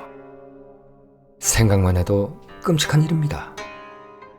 그러나 정작 써먹어야 할 결정적인 시가 도래했을 때 관동군은 어떻을까요? 1945년 8월 9일 일본의 마지막 숨통을 끊기 위한 소련군의 만주 전략 공세작전이 시작되자 무려 71만 3천 명이나 되던 관동군은 새로운 미래를 위해 만주와 조선만큼은 지키겠다는 망상에 구현은커녕 남아하는 소련군을 막아 자국민이 탈출할 최소한의 시간을 벌어줘야 한다는 기본적인 임무조차 방기해버렸습니다. 그들은 그저 오합지졸, 그 이상도 아니 그 이하인 존재였던 것입니다. 그렇게도 국가의 명까지 망쳐가며 유지했던 군대였는데도 말입니다. 그런데 그런 관동군, 그들은 제대로 된 방어작전은 단 한 번도 하지 못하고 모두 도주하다 결국 병력의 84% 이상이 소련군의 포로가 돼버리고 말았습니다. 그야말로 중일 전쟁 초기 한심하기 짝이 없었던 중국군보다 더 한심한 군대였던 것이죠.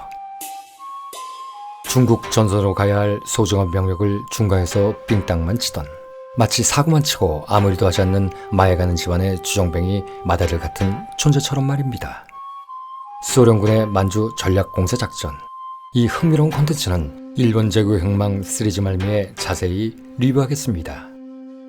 다시 본론으로 돌아와 방금 말했던 중국 전선의 증원을 위해 1938년에 시행된 10개 사단의 창설. 어쨌든 이때부터 모두에 언급했듯 일본군의 질적 저하가 본격적으로 일어나기 시작했습니다.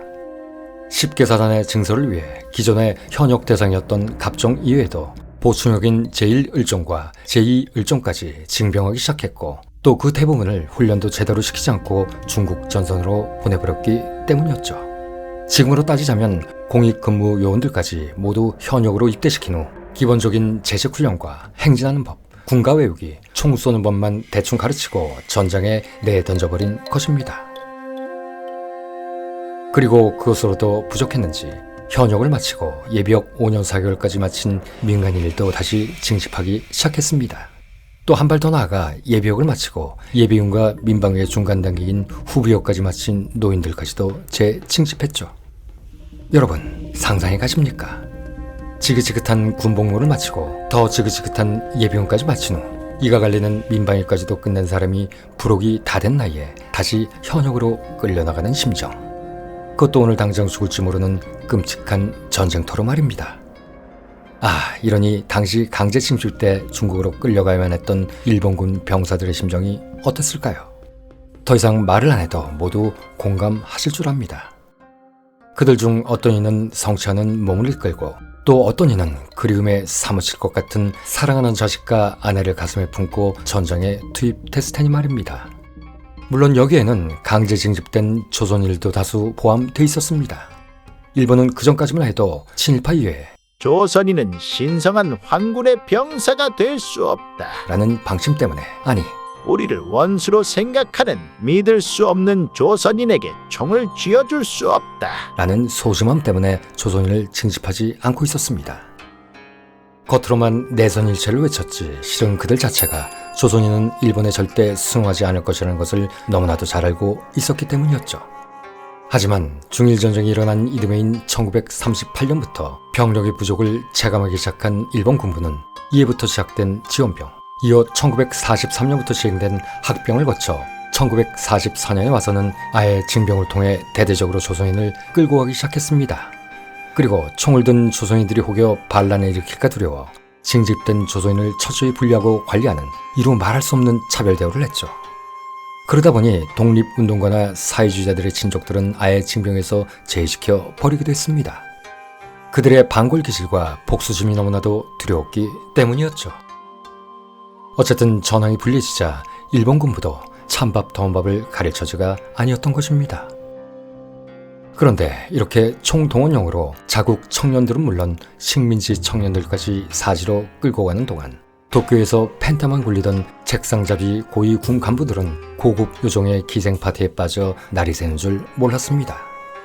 하지만 당시 일본인들은 이에 대해 별다른 반발이나 저항을 하지 않았습니다. 일본 정부, 일본 군부가 이런 반발을 자연스럽게 덮어버릴 방법을 이미 만들어놨기 때문이었죠. 바로 일본 군부와 히로히토가 그동안 그렇게 공들여 만들어왔던 신정 정치를 기반으로 하는 무단 통치술, 즉 미개하기 짝이 없는 전체주의를 기반으로 하는 군국주의 체제 아래 천황폐하 만세로 대변되는 바로 그 통치술 말입니다. 그렇습니다. 이런 말도 안 되는 막장 통치술로 모든 일본 국민을 쇠내 신의 아들이라 참칭하던 천황의 사회물로 전락시켜버리고 그것도 모자라 남녀노소를 가리지 않고 전 국민을 군인화시키고 전 국토를 병영화시켜버린 것이죠. 어쨌든 중일전쟁이 시작된 지 1년 만에 이렇듯 일본 육군의 병력 수는 이번 편을 시작할 때 언급했던 17개 사단 38만 명의 2배가 넘는 무려 34개 사단 131개 연대 총 115만 명에 이르게 됩니다. 물론 정신력으로는 세계 최강을 자랑하던 일본군의 수준은 저 멀리 안드로메다로 날려버리고 말이죠. 그러면 당시 일본군에 대해 한꺼풀 더 들어가 보겠습니다. 당시 일본은 앞서 말했듯 예비군의 숫자는 많았지만 막상 유사시 신속하게 이들을 동원하여 전선에 투입할 수 있는 시스템은 제대로 갖춰져 있지 않았습니다. 물론 메이지 유신 이래 오랜 전통을 유지하던 17개 상비 사단들은 장비도 나름 충실한 데다 전원 갑종 등급으로 구성되어 있어서 나름 강력한 전투력을 가지고 있었지만 말이죠. 그러나 전쟁이 장기화되자 이들만으로는 병력이 부족했기 때문에 앞서 말한 바와 같이 급히 새로운 사단을 대대적으로 창설하기 시작했습니다. 하지만 이들 부대는 신병과 예비군이 대부분인데다가 훈련된 간부와 하사까지 부족해서 심각한 질적 저하에 시달릴 수밖에 없었습니다. 일본군의 강점은 구타 등 가혹행위에 점철된 것이긴 했지만 어쨌든 초급 장교와 하사관을 중심으로 한 병사들의 강인한 인내심과 훈련, 철저한 복종 문화에 있었는데 말이죠. 거기에다 현대전에 필요한 화력과 기계와 장비는 서구 열강에 비해 비교할 수 없을 정도로 낙후돼 있었고 기동전에 필수적인 차량은 턱없이 부족했습니다. 그것은 1930년대 내내 군부가 군의 현대화 전술 교류의 개발 대신 정치 개입과 파벌 싸움에만 몰두한 결과였죠. 이로 인해 당시 일본군의 무기와 장비의 수준은 러일 전쟁 시절과 크게 다를 바가 없었습니다. 특히 중국과 마찬가지로 가장 낙후된 분야는 병창과 수송 분야였는데 일본군의 병창과 수송 역량은 열강들 중에서도 가장 후진적이었습니다. 마치 19세기 보불전쟁이나 미국 남북전쟁 당시의 수준과 비슷할 정도로 말입니다. 특히 수송 능력의 부족으로 일본군의 이동은 주로 철도와 음화에 의존했기에 작전 수행에 심각한 제약을 받을 수밖에 없었습니다. 대부분의 병사들이 자기 발에 의존해 광활한 중국 땅을 그저 터벅터벅 걸어가야만 했던 것이죠. 그리고 이런 수송 능력의 한계는 병참 능력의 저하로도 고스란히 이어졌는데, 공세를 시작하려면 병력은 물론 필수적인 탄약이나 식량 등 필요한 모든 물자를 온갖 수단을 동원해 장시간에 걸쳐 공격 개시 지점까지 수송해야만 했습니다. 이러다 보니 공세 지점까지는 어찌어찌 맞춰 공격을 시작한다 하더라도 공격 부대가 중국군의 제1선을 도파해 들어가면 그 공격 부대의 진격 속도를 병참 부대가 미처 따라가지 못해 전장을 장악하고 정권을 확대하는 것은 한계가 있었습니다. 상황이 이러니 철도와 도로가 빈약한 내륙 깁스위까지 진격하는 것은 사실상 불가능했죠. 그런데 일본군의 치명적인 약점은 다른 곳에도 있었습니다. 그것은 당시 일본군의 편제는 사단이 최상의 편제였고 그 이상의 편제는 전시에만 임시로 편성됐었다는 점입니다. 일본군은 당시 여타 유럽 열강들의 군대처럼 향토연대 체제였기 때문에 본토에 주둔하던 근위사단을 제외하고는 모든 연대의 병사들은 서로 동양 출신들이었습니다. 그러다 보니 같은 부대원끼리의 결속력은 매우 강했지만 타 부대에 대해선 매우 배타질 수밖에 없었습니다. 반면 유럽 국가들의 군대는 제1차 세계대전의 경험으로 이런 향토연대의 맹점을 잘 알고 있었기에 이를 군정과 교리 또는 군율로 어느 정도 상쇄시킬 줄도 알았습니다. 하지만 일본군은 그런 경험조차도 없었죠. 럴 전쟁 때에도 서단 통합 합동 군사작전은 거의 없었고 그 광대한 지역에서 비효율적이기 그지없는 사단 단독 작전이 대부분이었기 때문이었습니다. 그리고 여기에는 그들만의 전매 특허인 파벌 싸움까지 얽혀져 있었죠. 이렇듯 일본은 군 단위의 통합 군사 작전이라는 교리 자체가 존재하지 않은 군대였던 것입니다. 그럼에도 중일 전쟁이 확대되자 일본군은 광활한 중국 대륙에서 어쩔 수 없이 여러 개의 사단으로 구성되는 야전군을 편성할 수밖에 없었습니다. 하지만 군사령부가 예하사단들을 제대로 장악하지 못하게 되자 결국 사단별로 제각기 작전을 수행하는 단독 작전 형태로 다시 되돌아가 버렸죠. 장군들 역시 대병력을 입체적으로 지휘해본 경험도 또 그런 교류를 연구해본 적도 없었기 때문이었습니다. 물론 이때도 파벌이라는 문제는 여지없이 개입됐죠. 결국 중일전쟁 당시 일본군은 독일군이 유럽에서 보여준 입체적인 기동전이나 대규모 포위 선멸전 같은 전격전은 흉내 낼 수조차 없었던 것입니다. 반면 중국군은 이런 일본군의 약점을 간파해 그렇지 않아도 사단별로 쪼개져 산발적이고 국지적인 작전 위에는 구사할 줄 모르던 일본군을 더욱 깊숙이 유인해 분산시킨 다음 사방에서 단순의 포위, 각계격파하는 전술로 큰 타격을 입히곤 했습니다. 그리고 여기에 맞춰 피점령지 내에서의 게릴라 활동 역시 멈추지 않았죠. 결국 이 때문에 일본군은 중일 전쟁 내내 중국의 해안선과 도로, 철도 같은 주요 전략 지점을 단지 점과 선으로만 확보했을 뿐 전쟁 기간 내내 단 한 번도 중국 대륙의 어느 일부라도 완전히 장악할 수 없었던 것입니다.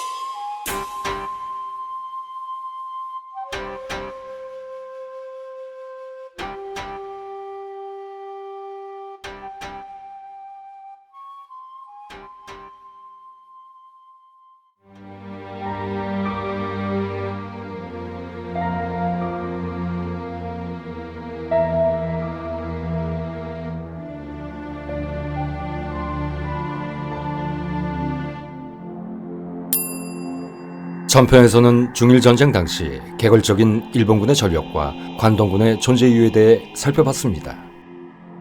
그러면 이번 편에서는 한 발 더 들어가 당시 일본군의 세부적인 전력에 대해 짚어보겠습니다. 먼저 일본군의 기갑 전력. 당시로서 신무기였던 전차는 만주사변 당시 북만주 침공 때 처음으로 실전 사용되었고, 이후에도 상하이 사변과 러우 사변에서도 중국군의 방어선을 돌파하는 데 큰 활약을 했었습니다. 제1차 세계대전이 끝날 무렵 일본군은 기갑전과 전차에 관심을 보였고 1918년 10월부터 영국과 프랑스로부터 다양한 모델을 수입하기 시작했습니다. 그 모델들은 전차의 시조라 불리우는 영국의 마크4 한 대와 중형 전차였던 마크 A 위핏 6대, 나중에 일본 육군이 A식 전차로 지정하는 프랑스제 르노 FT 10세대였죠. 그리고 이렇게 일본에 들어온 전차들의 성능 시험은 성공적이었습니다. 이에 일본 육군은 1925년 아예 기갑부대를 창설하기로 결정, 3개의 경전차대대와 1개의 중전차대대를 편성할 계획을 세우게 됩니다. 그러나 문제는 당시 일본은 전차를 생산하는 능력이 전혀 없었다는 것이었습니다. 따라서 일본 군부는 영국과 프랑스에서 활동하고 있던 전차 구매 사절단을 통해 아예 새로운 전차를 개발해달라고 각국의 전차 제조사에 요청하라는 지침을 내리게 되죠. 그러나 당시 최신 전차는 자국 기갑부대에 공급하는데도 어려움이 있는 데다 신무기였던 전차 제작 기술 자체가 극비 상이었는지라 이는 쉽게 실현될 수 있는 문제가 아니었습니다. 이에 어쩔 수 없이 일본 육군은 이미 구식화되기 시작한 영국의 중형 전차 마크 C와 그보다는 신식이었던 프랑스의 르노 FT를 수입할 수밖에 없게 됐습니다. 그럼에도 일본 육군의 기갑부대 창설에 대한 열정은 식지 않았죠. 1927년 3월 일본 육군은 화재 발생이 상대적으로 적고 연비도 좋은 디젤 엔진을 장착한 영국산 비커스 중형 전차 마크 C 업그레이드 버전과 훗날 비식 전차로 지정되는 프랑스제 르노 FT의 후속 모델인 르노 NC1 등 1930년까지 10가지가 넘는 모델을 획득하게 됩니다. 그리고 이 전차들은 1940년까지 사용됐는데 일본이 프랑스령 인도차이나를 점령했을 때 예비 부품과 함께 르노 NC1을 추가로 확보하기도 했죠. 또한 일본군은 몇 대의 비커스 6 전차와 탱켓이라 불리는 준전차인 칼덴 로이드도 구입해 자국산 전차 개발을 위한 기초로 사용하기도 했습니다. 하지만 일본군의 전차 운용 교리는 매우 후진적이었습니다. 영국과 프랑스의 전차를 수입하면서 딸려 들어온 교류에 영향을 받을 수밖에 없었기 때문이었죠. 당시 다른 많은 국가들과 마찬가지로 일본 육군도 전차를 보병을 지원하는 도구로만 보았고 결코 독립적인 혹은 집단적인 운용은 허용하지 않았던 것입니다. 그럼에도 중일 전쟁 기간 동안 일본군의 전차 운영은 나름 성공적이었습니다. 그것은 당시 중국군에는 이에 대항할 기갑부대가 없었기 때문이기도 했었지만 유럽 전선의 소련군처럼 촘촘한 방어진지를 구축할 능력도 전차를 구축하는 무기체계도 없었기 때문에 전차를 쐐기로 활용해 전선을 뚫는다든 독일군이 즐겨 사용한 전격작전 같은 교류 역시 불필요했기 때문이었습니다. 그런데 1939년 노만안에서 소련의 기갑 전력에 대패하자 일본군은 전차 설비와 교리를 제고하기 시작했습니다. 하지만 전차를 보병을 지원하는 장비라는 개념에는 여전히 변함이 없었고 더구나 태평양 전쟁이 시작되자 무기 개발 및 생산 우선순위가 군함과 항공기 생산으로 옮겨가 버리는 바람에 육군용 기갑 차량 생산을 위한 지원은 거의 없어지게 됐죠. 여기에 더해 동남아시아와 태평양의 열대우림 지형에서 전차의 사용은 적합치 않다라는 판단이 일본군의 전차 운용을 더욱 쪼그라들게 만들었습니다. 전쟁 초기 말레이 반도와 싱가포르, 필리핀 침공에서 전차 운영의 덕을 톡톡히 봤음에도 또 태평양의 섬들에서 미군의 기갑 전력에 자신들의 군대가 녹아 버렸는데도 말입니다. 결국 연합군 전체에 도전할 수 있는 일본의 고성능 전차 설계는 제2차 세계대전이 끝날 때까지 제대로 이루어지지 않게 되죠. 전쟁 말기에 일본이 시작한 많은 혁신적인 무기 프로젝트와 마찬가지로 재료 부족과 기술 부족, 연합군의 치명적인 본토 폭격, 그리고 미 해군 잠수함 전대의 해상 봉쇄로 인한 산업 인프라 손실로 전차 개발 역시 프로토타입 단계 이상으로는 발전할 수 없었던 것입니다.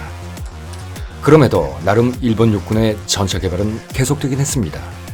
1927년 완성된 일본 최초의 자국산 전차이자 후속되는 일본 전차의 표준이 됐던 87식 T 중형 전차, 87식 전차를 주력 전차로 사용하기에는 너무 무겁고 느리다고 판단하여 더 강하고 가벼운 강철판으로 대체하고 공랭식 디젤 엔진을 얹어 연비를 높인 90식 57mm 포와 91식 6.5mm 기관총 2종 장비한 89식 7호 중형 전차, 89식의 빠른 90화로 37mm 주포와 7.7mm 기관총 2종으로 무장하고 필리핀에서 미국의 M3 스튜어트 경전차와 최초의 전차대전차 전투를 벌인 90식 하고 경전차, 제2차 세계대전 중 가장 많이 생산된 일본군의 대표 전차로 각 차량마다 무전기를 도입한 일식 치해 중형 전차 등 여러 유형의 파생형을 양산시켜 약 3,000대 이상이 생산됐던 97식 치하 중형 전차, 미국의 엠퍼셔먼 중전차에 대응하기 위해 1944년에 개발된 당시 일본 전차에 사용된 가장 큰 포였던 3식 75mm 전차포와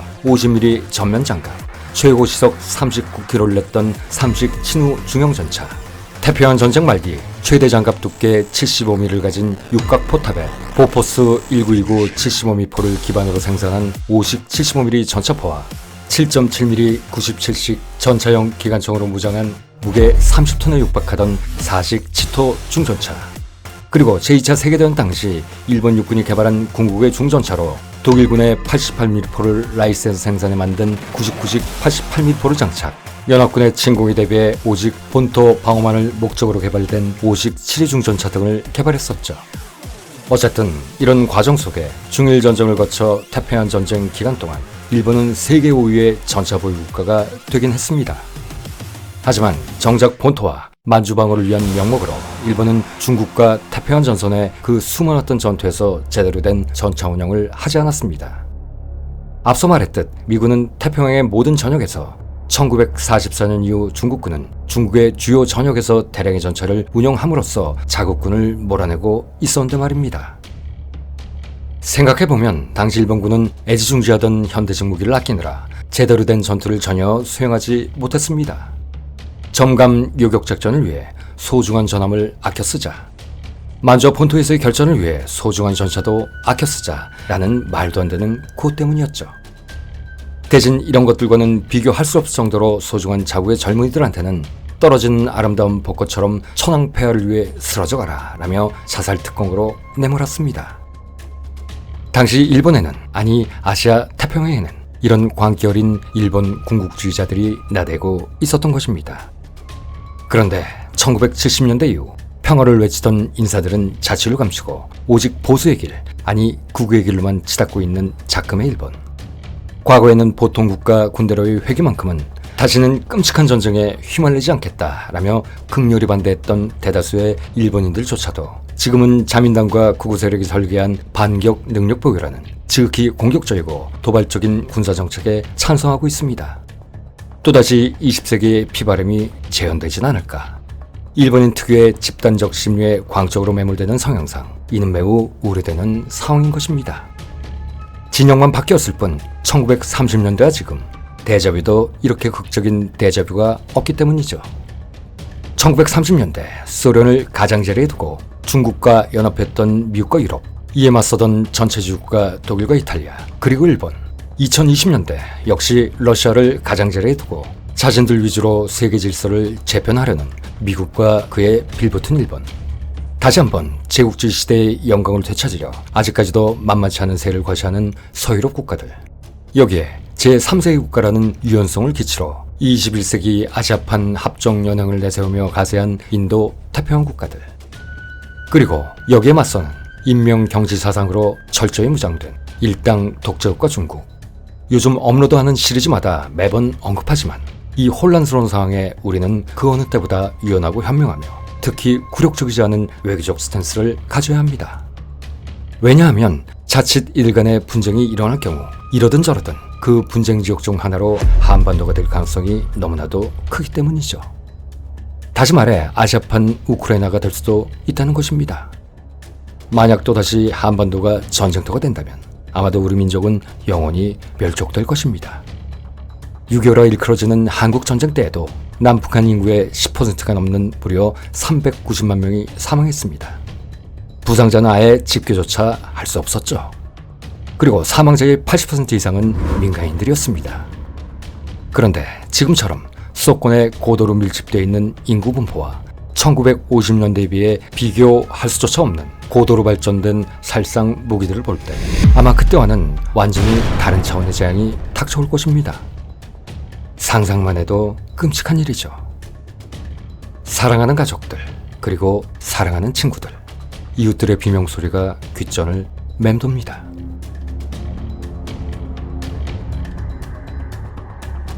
어쨌든 앞서 말한 일본의 기갑전력에 대응하기 위해 중국군도 1936년 당시로서는 세계 최강의 성능을 자랑하던 37mm PAK-36 대전차포를 독일로부터 도입, 실전 배치하긴 했습니다. 하지만 일단 수량이 너무나도 적었고 훈련 또한 너무나도 부족했죠. 만약 당시 중국군이 충분한 수량의 PAK-36류의 대전차 장비를 보유하고 있었더라면 아마도 일본군에게 매우 큰 위협이 됐을 텐데 말입니다. 반면 이렇듯 대전차 장비가 터무니없이 부족했던 중국군이었기에 거꾸로 중일전쟁 초기 일본군 입장에서 이는 매우 유리한 조건이었습니다.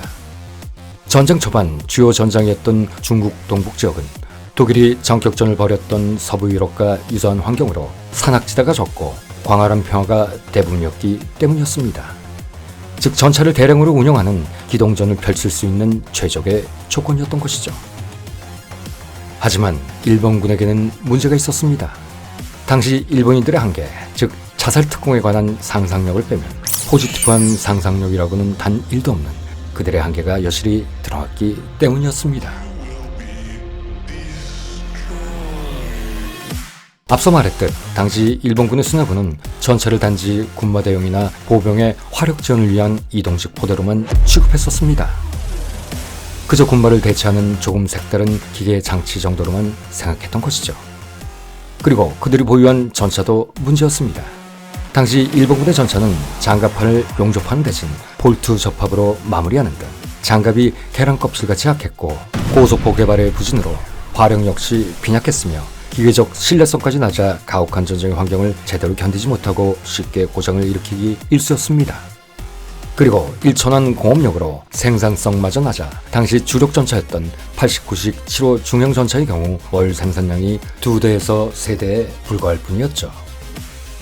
그러다 보니 독일군의 전격전처럼 전차를 선봉부대의 창으로 활용한다는 전술 개념 하에 생각할 수조차 없었습니다. 거기에다 개전 당시 일본군이 보유한 전차수로 해봐야 고작 600여 대에 불과했습니다. 그런데 그마저도 대부분 본토나 소련의 공격에 대비해 수오만 국경에 배치돼 있었죠. 또한 독일군처럼 독립된 기갑사단을 만든 대신 영국이나 프랑스, 심지어 중국처럼 전차를 보병사단의 중대나 대대 단위에 분산 배치했기에 전장에서 큰 위력을 발휘할 수도 없었습니다. 당시 일본군 공세의 핵심은 어디까지나 보병이었고 그 교리마저 항공기의 근접 지원과 포병 화력으로 적진을 돌파한다는 개념이었기 때문이었습니다.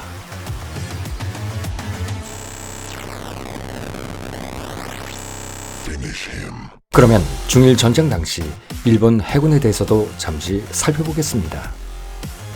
당시 일본 해군은 주력 전함 9척에 가가, 아카키, 류조, 쇼 등 항공모함 4척, 각종 순영함 33척, 구축함 102척, 잠수함 64척 등 대소군함 285척을 합쳐 총 배수량 115만 3천 톤에 병력은 10만 7천여 명에 달했습니다.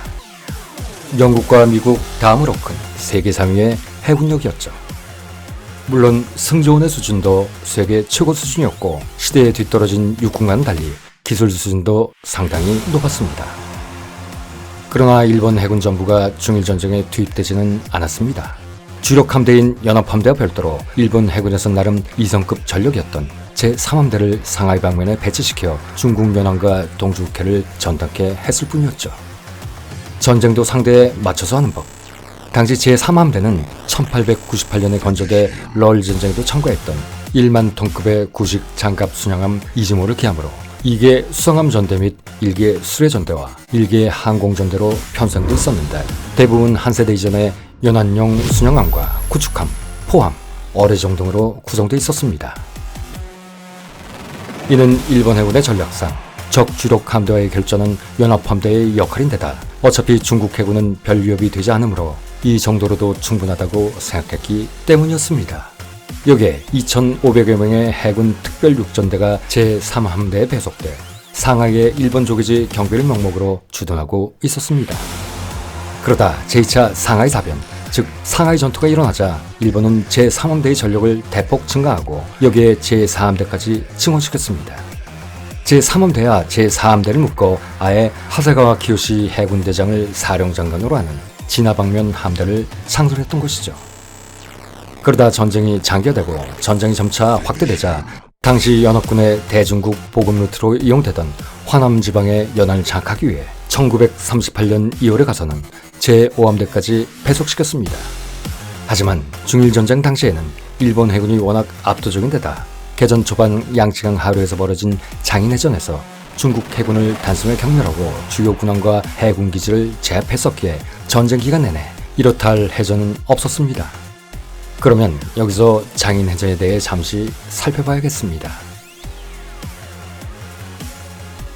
장인해전은 이 시리즈가 끝나면 리뷰할 계획인 제2차 상하이 사변, 즉 상하이 전투에 부속된 전투 중 하나입니다. 그런데 본론부터 얘기하자면 사실 장인해전은 해군 함정끼리의 전통적인 해전은 아니었고 항공기 중심의 해전이었습니다. 그렇다고 태평양 전쟁 당시 미 해군과 일본 해군이 수행했던 치열한 항공전도 아닌 그저 일본 해군 항공대의 일방적 공세일 뿐이었습니다. 어쨌든 중일전쟁 초기 중국 육군과 해군은 양쯔강을 통해 일본 해군이 거슬러 올라가는 것을 막기 위해 양쯔강 하구에 있는 장인요새에 청기하고 있었습니다. 장인해전이 일어났던 장인항은 상하이에서 서북쪽으로 130km 떨어진 양쯔강 하류 삼각주 위치한 지역으로 당시 중화민국의 수도인 난징과는 200km밖에 떨어지지 않은 그야말로 전략 요충지였습니다. 또한 상하이를 상륙하려는 일본군을 저지하기 위한 주요 포대가 배치돼 있었고 중국 해군의 주요 전력인 1함대와 2함대 중 제2함대의 기지이기도 했습니다. 그리고 그 즈음에는 전력 증강을 한답시고 제1함대까지 전개하고 있었죠. 1937년 8월 16일 오전 전투의 첫 테이프는 중국군이 먼저 끊었습니다. 상하이 항구를 보유하고 있던 일본 해군 제3함대 기함인 장갑 순양함 이즈모에 중국 해군의 어뢰정 C-102호와 C-117호가 어선으로 위장해 어뢰 공격을 시도한 것입니다. 이에 일본군도 반격을 시작 두 어뢰정 중 한쪽을 격침시키고 항공기를 이용해 장인요새에 배치됐던 5개 포대와 항구에 대기하고 있던 경순양함, 닝하이와 핑하이를 공격했습니다. 하지만 유효적인 성과를 올리지는 못했죠. 이후 상하이의 항공모함 가가, 류조, 슈오가 도착해 제공권에서 우위를 점하게 된 일본군은 8월 22일 장인항에 대한 본격적인 공습을 시작했는데 이때도 실질적인 성과는 올리지 못하고 오히려 중국군의 고사포 사격에 항공모함 가가에서 발진한 제2항공전대 소속의 94식 함상 폭격기 한 대 격추, 2대 반팔하는 피해만 봤을 뿐이었습니다. 그야말로 중국군에게 작은 승리를 거두게 사기만 높여줬던 것이죠. 이에 진화 방면함대 사령장관 하세가와 키요시는 작전을 바꿉니다. 종전에 찔끔찔끔 항공기를 동원해 공격하는 작전에서 육상기지와 항공모함을 통해 300기가 넘게 전개된 항공력을 10분 활용, 한꺼번에 무려 50대 이상씩 떼거지로 출격시키는 전술로 작전을 변경했던 것입니다. 그리고 이는 효과를 발휘하기 시작했죠.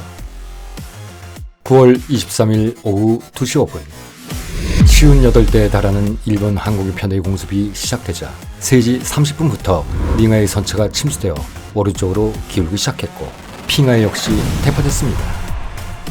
그리고 25일 재개된 공습에서는 고축함 치엔캉, 슈어 등이 침몰했고 이외에 여러 함선들이 지속된 공습에 피해를 입고 전투불능 상태가 되자 모두 자침시켜버렸습니다.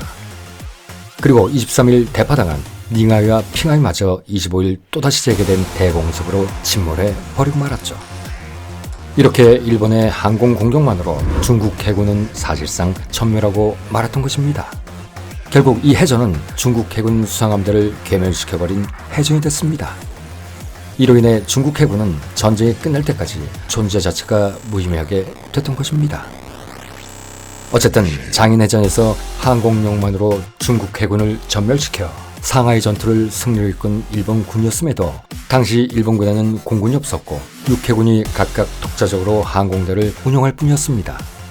그리고 그 전력으로 조종사 3,000여 명에 항공기는 육군이 800여 대, 해군이 육상부대 360대, 항모기동부대 370대 등을 합쳐 총 1,500대 이상을 보유하고 있었습니다. 운영 기체로는 90식 함상 전투기와 95식 함상 전투기, 89식 함상 공격기와 같은 9식 보격기와 신형 단역기인 96식 함상 전투기, 96식 함상 공격기 등이 뒤섞여 있었습니다. 그러나 전체적인 숫자로 본다면 일본이 월등히 우세했지만 대부분이 본토와 만주에 배치되어 있던 관계로 일부만을 중국 전선에 투입할 수 있었기 때문에 전쟁 초반에는 중국 공군에 비해 반드시 우세하다고 할 수는 없었습니다. 그러나 세 척의 항공모함, 즉 카가, 류조, 호쇼가 상하이 앞바다에 도착하자 얘기가 달라졌습니다. 제공권이 명확하게 일본으로 넘어가게 된 것이죠. 바로 육상 기지가 없어도 언제 어디서든 얼마든지 작전이 가능한 항공모함의 시대가 열렸기 때문이었습니다. 이렇게 일본 해군은 다른 국가들보다 앞서 항공모함 기동부대의 위력을 시범 실증했고, 이 경험을 교류로 발전시켜 장차 있을 제트작전, 즉 진주만 공습에 관한 가이드북으로 활용할 수 있게 됐습니다. 또한 이때 연마하게 된 항공모함 운용술과 조종사들의 기량 역시 태평양 전쟁 초기 일본군이 태평양을 휘젓고 다니게 하는 원동력이 됐던 것입니다.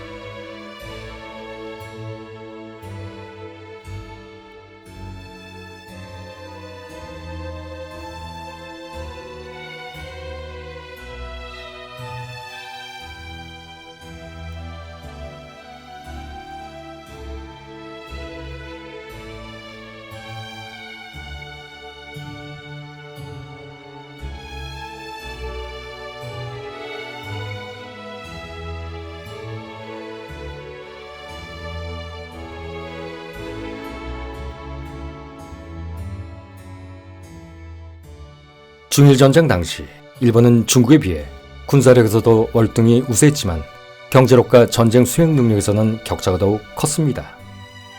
일본은 메이지 유신 이후 1937년까지 약 70여 년의 기간 동안 중화공업과 군수산업에 대해 적극적인 투자를 한 결과 연간 1,500여 대의 항공기와 각종 야포 700여 문, 전차 및 장갑차 300여 대, 차량 5천여 대를 생산할 수 있는 공업 생산력을 가지게 되었고, 여기에 더해 연간 5만 톤 이상의 전투함 건조력 또한 가지게 됐습니다.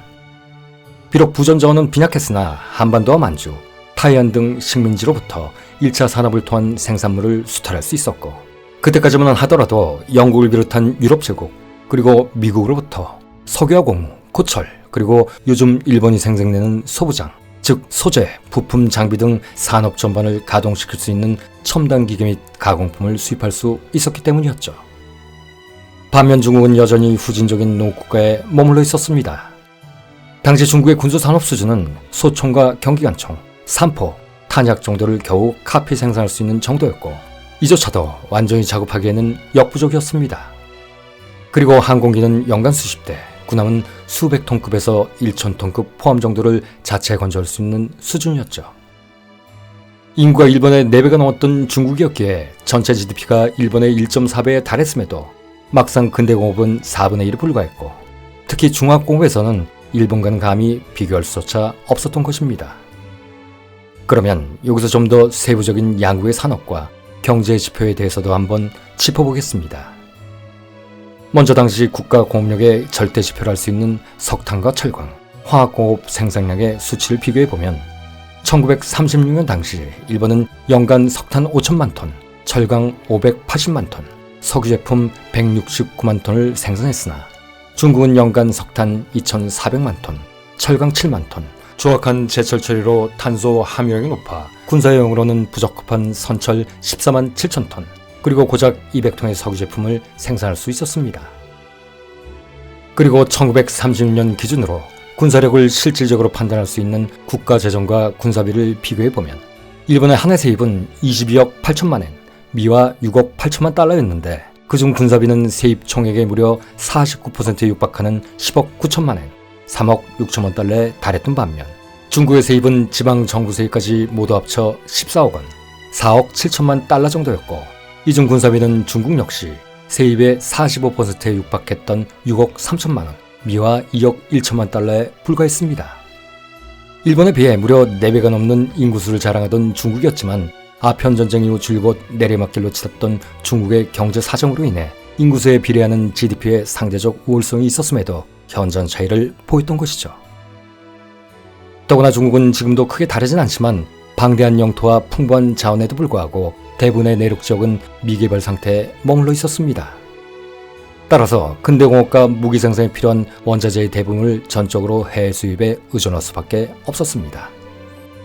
물론 어마어마한 자원이 내륙에 매장돼 있더라도 그 자원을 탐사하거나 채굴할 기술도 또 자본도 가지고 있지 못했습니다. 뿐만 아니라 어찌어찌 자원을 채굴했다 치더라도 그 자원을 원자재로 돌릴 대부분의 공장지대가 개전 초기에 일본군에게 점령당했던 화북 지역에 위치해 있었고, 나머지는 상하이와 난징, 텐진, 광저우 등 동부 연안의 일부 도시들에 집중되어 있었기에 일본군의 공격에 상시 노출돼 있었습니다. 그러기에 언제라도 일본군의 위협적인 상륙작전에 점령당할 수 있다라는 불안감을 가지고 있었죠. 하지만 아무리 모진 난관이라도 뚫고 나갈 길은 있는 법. 대신 중국에도 유리한 점이 있었습니다. 그것은 바로 광대한 영토와 어마어마한 인구였죠. 일본어로 하여금 중국을 겁쟁이로 인식하게 만들었던 만주국가 러지옥병합을 인정한다는 조건으로 체결된 휴전협정인 탕구협정이 체결된 지 3년 10개월이 지나고 중일전쟁이 도화선이 됐던 루고차오 사건이 발생하기 4개월 전인 1937년 3월 중국 군사위원회 참모본부에서는 국방작전계획을 수립해놓고 있었습니다. 일본의 침략에 대비한 중국의 대일 방어 전략의 원칙을 세워놨던 것이죠. 어쨌든 그들의 국방작전 계획에 의하면 일본군은 주력을 화북에 투입하여 베이핑과 텐지를 점령한 후 장저우, 진안, 쉬저우로 남하하는 한편 일부 병력은 서북의 수이안성, 차알성을 거쳐 산시석의 성도이자 석탄 매장률이 풍부한 타이안을 공격할 것이며 중국군의 측면을 위협하기 위해 산둥성의 칭다오나 상하이 등 동부연안에 상륙할 가능성이 있다라고 정확히 예상하고 있었던 것입니다. 그리고 소련의 위협 등을 이유로 모든 전력을 한꺼번에 중국에 투입할 수는 없기 때문에 상당한 병력을 만주와 일본 본토에 남겨둬야 하는 일본의 약점도 동시에 간파하고 있었죠. 또한 여기에 대항하는 자신들의 전략으로 광대한 영토를 활용한, 즉 일본의 침공에 맞서 이들을 영토 깊숙이 유인, 비록 초반에 많은 영토를 이룰 수는 있겠지만 일본군의 병력은 분산되고 병참선이 길어지는 반면 대신 아군의 병력은 집중되고 병참선이 짧아지는 이점이 있다라는 소위 내선작전을 원칙으로 하는 지구전과 지연전선을 근간으로 하는 유격전까지 준비해놓고 있었습니다. 당시 군 통수권자였던 장제스의 지시에 의해 전면적인 결전은 자살 행위이므로 반드시 피해야 하며 병력을 융통성 있게 운영하면서 하나의 방어선이 돌파되면 그 뒤에 제2, 제3, 제4의 방어선을 연속적으로 구축하고 이미 돌파된 방어선을 찌라도 병력을 다시 재편성, 유격전을 펼침으로써 일본군을 지치게 한다는 제2의 방어 전략까지 세워놨던 것이죠. 대신 그는 공업 기반이 밀집돼 있고 수도 난징에서 가까운 상하이만은 반드시 지켜야 하는 곳이라고 강조하고 있었습니다. 전쟁 초반 어이없이 내줬던 화북과는 달리 화남은 난징 정부의 가장 중요한 기반이었기 때문이었죠. 그런데 장제스의 대일 항전 전략은 여기서 그치지 않았습니다. 그는 일본은 결코 중국 정복에만 만족하지 않을 것이고 반드시 태평양 전체의 패권을 노릴 것이 분명하기 때문에 미국, 영국, 소련 등 다른 열강과 일본의 충돌은 불가피할 것이다 라고 정확히 예측했던 것입니다. 중국의 역량으로는 혼자서 일본의 침략을 막아내기에 역부족이었기에 차제에 반드시 이들과 동맹을 맺어 일본을 고립시켜야 한다는 구상까지 하고 있었던 것이죠. 물론 이는 1942년 상반기까지는 장제스의 막연한 희망사항에 불과할 뿐이었습니다. 하지만 실제 역사는 그가 말한 대로 진행됐죠. 그러면 여기서 우리는 장제스가 말한 중국과 연합국가의 연합, 그리고 카이로 회담에 대해 짚고 가지 않을 수가 없습니다. 1942년 6월 미드웨이 해전의 승리, 1943년 2월 스탈린그라드 전투와 5월 아프리카 방면에서의 승리, 9월에 이탈리아 항복으로 1943년부터 연합군의 승리가 점쳐지게 되자 전후 처리 문제와 대독 대일 작전을 놓고 미국, 영국, 중국, 소련 4개국이 연합을 구성하게 됐습니다. 하지만 당초 계획했던 4강 체제는 소련의 반대로 한때 좌절될 위기에 놓이기도 했죠. 당시 반공주의에 절정했던 장제스의 국민당에 대한 스탈린의 반관과 마오쩌둥의 공산당을 지원해야 한다는 코민테른의 정치 노선이 중국의 4강 체제 합류하는 헤게모니를 부정하게 만들 수밖에 없었기 때문이었습니다. 여기에 더해 만주에 대한 기득권을 가짐으로써 태평양으로 갈 수 있는 리스윤이라는 부도왕을 소유하고 싶었던 소련의, 아니 러시아의 끝없는 욕망도 크게 한몫하고 있었죠. 하지만 루스벨트가 만약 소련이 중국 배제론을 계속 유지하고 4강 회의를 받아들이지 않는다면 전후 처리 문제에 대해 소련의 배제는 물론 이 시점부터 미국과 영국의 대소련 지원을 중단하겠다라고 협박하자 스탈린도 어쩔 수 없이 1943년 10월 26일 더 이상 중국의 참가에 반대하지는 않겠다라고 한 발 물러섰고 결국 미국, 영국, 중국, 소련 등을 중심으로 하는 전쟁 수행 지침과 전후질서 재편 논의가 가까스로 시작되게 됐습니다. 그러나 이때까지만 해도 사실상 전쟁의 끝은 요원해 보였죠. 연합군의 서유럽 침공 계획은 아직 뜸도 들이기 전이었고 드넓은 태평양의 전황도 막막하긴 마찬가지였으니까요. 그런데 루스벨트가 중국에서 일본과 분투를 하고 있던 장제스를 직접 만나고 싶어 한 것은 카이로 회담이 시작되기 훨씬 전으로 거슬러 올라갑니다. 루스벨트는 1942년 10월 26일 먼저 장제스의 아내 숭메이링을 미국으로 초청하고 그녀에게 장제스의 만남을 강력히 희망한다고 얘기했습니다. 이어 1943년 5월 19일 미국을 방문한 영국 총리 윈스턴 처칠까지 미국 의회 연설에서 루스벨트와 함께 스탈린, 장제스를 만나고 싶다고 말하자 연합국 정상들 간의 회담 가능성이 점차 높아지기 시작했고 그 2주가 지난 1943년 2월 4일 루스벨트는 중국의 외교부장 승종과 버마 작전에 관한 회의를 하면서 가까운 시일 내에 중국을 포함한 연합국 4대 강국 회의를 할 것을 제의했고 이에 앞서 먼저 장제스를 만나고 싶다는 의사를 전했습니다. 그런데 이때 장제스도 스탈린과 마찬가지로 4강 회의를 거절했습니다. 앞서 말했듯 중일전쟁 개전 때부터 열망했던 미국, 영국과 동맹을 맺을 수 있는 절호의 기회인데도 말이죠. 이는 그 역시 아직까지 일본과 완전히 결렬하지 않은 공산주의자인 스탈린을 만난 것이 껄끄러웠을 뿐만 아니라 미국의 의도에 대해서도 확신할 수 없었기 때문이었습니다. 그러자 1943년 6월 30일 루스벨트는 수신인을 중국 국민정부 국방 최고위원회 위원장 장제스로 표기한 전보를 직접 보내게 되는데 전보의 내용은 이번 가을 위원장 각하를 만나볼 수 있길 간절히 희망합니다 라는 매우 정중한 요청이었습니다. 이에 장제스도 큰 감동을 받고 루스벨트야말로 진실될 뿐만 아니라 기사도의 고귀함을 지닌 숭고함의 경지에 도달한 인간이다 라며 그를 칭송했죠. 하지만 장제스는 이와는 별개로 소련의 태도를 문제 삼으며 사악하게 그지없는 스탈린은 결국 중국의 적화와 병탈을 넘어 전 세계를 빨개 국가로 도배할 것을 기도하고 있으므로 나는 그에 대한 경계심을 절대 풀 수 없습니다. 라며 이를 루스벨트에게 전해달라고 루스벨트의 특사로 자신을 만나러 온 패트릭 헐리에게 요청했습니다. 그런데 여기에는 자신들보다 스탈린에 집중되어 있는 미국의 전시물자 지원에 대한 서운함도 짙게 배어 있었죠. 그리고 북마리아나 제도의 사이판을 점령하기 전 일본 본토를 공습할 수 있는 가장 효율적인 전략 폭격 거점 비행장을 제공할 수 있는 국가는 오직 중국뿐이라는 강렬한 메시지도 얹혀져 있었습니다. 제대로 된 밀당을 할 줄 아는 장제스의 외교수였죠. 당시 미국은 과달카날 전투 승리 이후 트윈 억세스로 불리는 전략을 채택해야만 했는데 이는 미국군 원수이자 남서태평양 지역 사령관 더글라스 맥어더가 주장한 남서태평양 전역에 주력하여 뉴기니를 거쳐 필리핀으로 나가자라는 전략과 미 태평양함대 사령장관 체스터 니미츠 제독과 미 해군 참모총장 어니스트 킹 제독이 주장한 대만 상륙과 필리핀에 대한 해상 공격으로 일본의 병참선을 차단하고 중부 태평양을 갈라 오키나와 규슈를 거쳐 혼시로 곧바로 진격하자라는 전략 중 하나를 선택해야만 했던 중요한 시기였던 것을 염두에 둔 메시지였습니다. 그런데 이런 장제스의 판단은 정확했죠.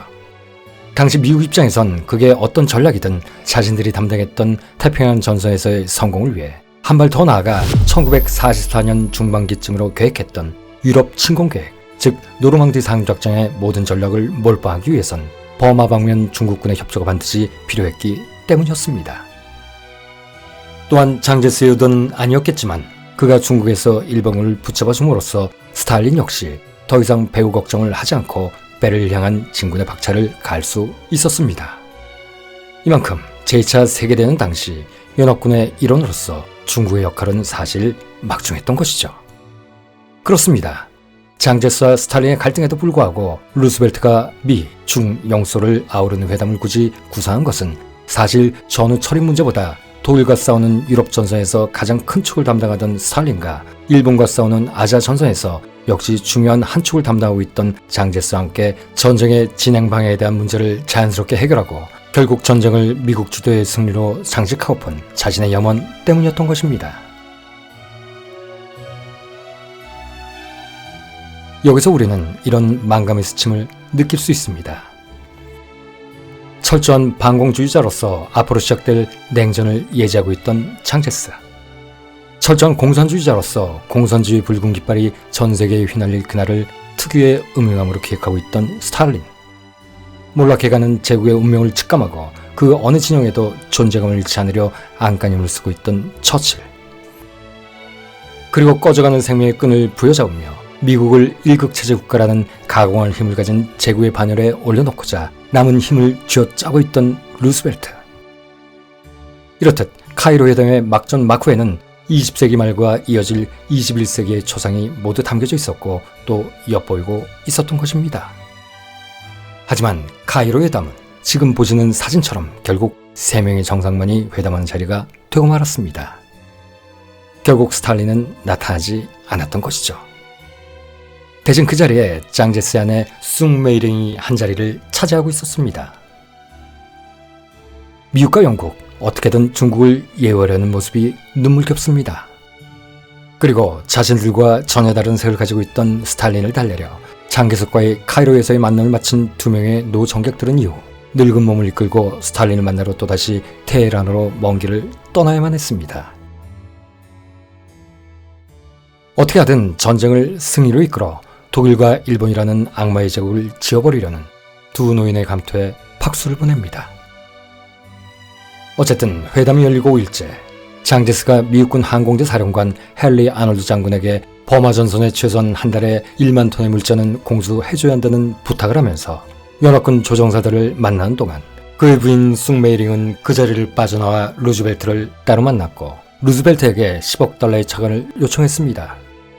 그러자 루즈벨트는 이를 흔쾌히 수락했고 장제스 부부를 기쁘게 했죠.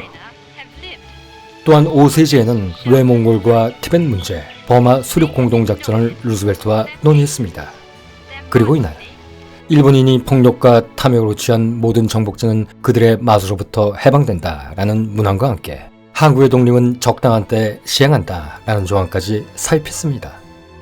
그 카이로 선언은 일본의 항복을 요구하는 최후 통첩인 1945년 7월 26일에 포츠담 선언에서 카이로 선언의 조건은 원안대로 이행되어야 하며 일본의 주권은 혼슈, 홋카이도, 규슈 및 시코쿠와 우리가 결정하는 여러 작은 섬으로 국한시킨다 라는 조항으로 재확인됩니다. 그리고 카이로 회담에 참석한 미국, 영국, 중국, 따로 테헤란 회담으로 참석한 소련은 전후 창설된 유엔 국제연합의 상임 이사국이 되죠. 1944년 8월 25일 독일로부터 간신히 해방된 프랑스와 함께 말입니다. 그런데 이렇게 시작한 유엔도 지금은 사실상 유명무실해진 건 아닐런지요. 1946년 제2차 세계대전 발발과 함께 전쟁을 막다는 원래의 목적을 망기하고 사라져버린 국제연맹처럼 말입니다.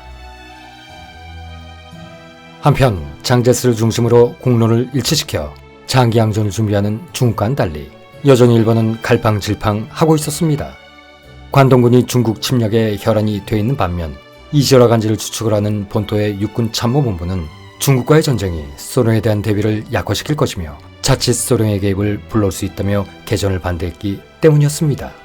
그런데 이는 육군만의 문제가 아니었습니다. 해군은 해군대로 태평양에서 미국 위협에 대비하는 것이 우선이라고 주장하고 있었기 때문이죠. 조직의 이해관계를 앞세워 서로 소모적인 논쟁만 끝없이 벌였던 것입니다. 이는 국가의 심장이었던 내각이 다만 군부의 꼭두각시일 뿐 이들을 조율하고 국론을 모아 정상적으로 나라를 이끌고 갈 리더십이 없었기 때문이었습니다. 선전 없는 배가 따로 없었던 것이죠. 이러고도 전쟁이라는 국가의 명운을 건 사업을 시작하다니. 그런 일본이나 그런 콩가루 집안에게 된통당한 아시아 국가들이나 그래서 혹자는 역사는 유구무원을 실증하는 학문이라 말하는가 봅니다.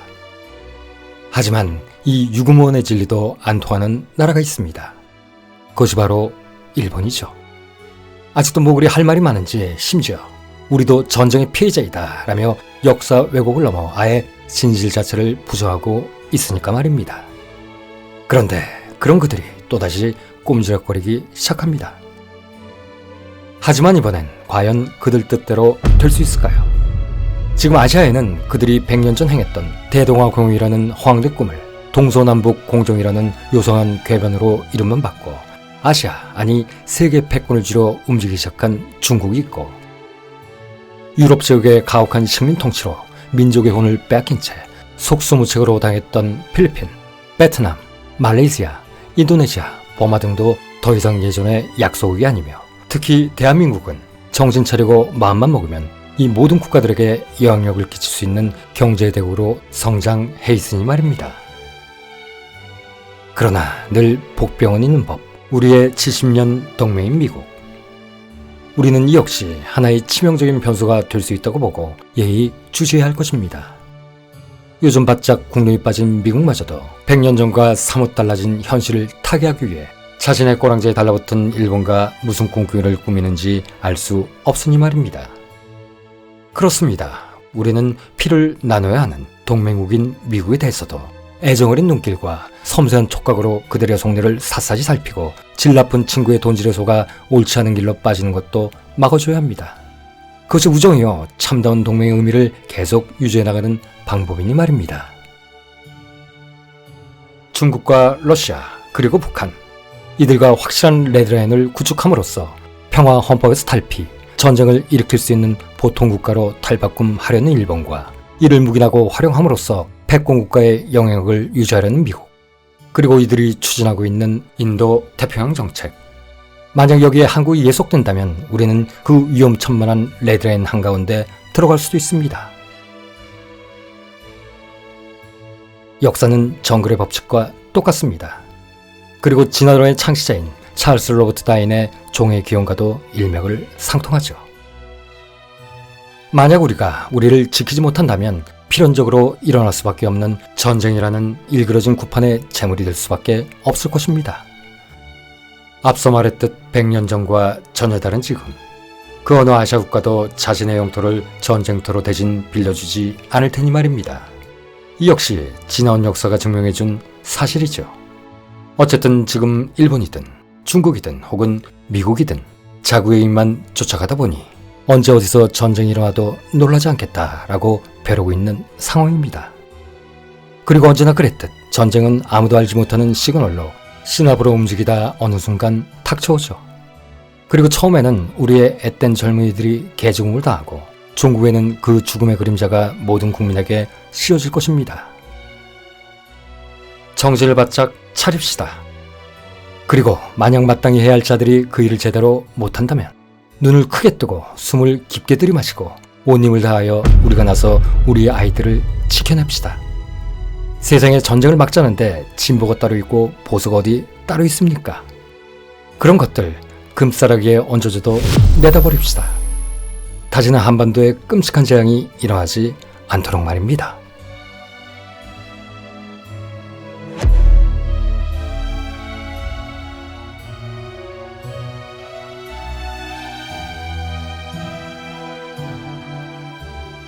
어쨌든 1937년 당시 국가의 정상적 체가 무너져버린 일본은 전쟁의 목적도, 명분도, 또 전쟁에 관한 기본적인 프로토콜도 모두 불분명했습니다. 전면전인가 제한전인가? 중국 대륙의 완전한 정복이 목적인가? 아니면 적절한 선에서의 타협이 목적인가? 만약 중국이 타협을 거부한다면 전쟁의 범위를 어디까지 확대할 것인가? 그리고 속전속결로 중국군의 주력을 경멸하여 굴복시킬 만큼 병력은 충분한가?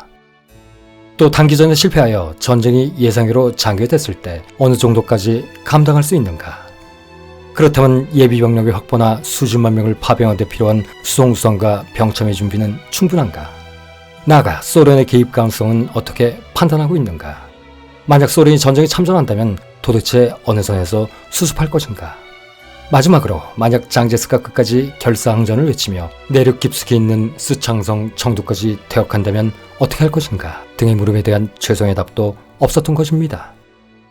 그런데 이 마지막 물음, 특히 이는 일본의 전쟁 수행 능력으로 봤을 때 매우 심각한 문제였습니다. 중국 동부 해안에서 청두까지 거리는 직선 거리로만 따져도 무려 1600km가 넘었기 때문이죠. 이는 바르샤바에서 모스크바까지의 거리인 1100km보다도 무려 500km 이상 더 긴 거리였던 것입니다.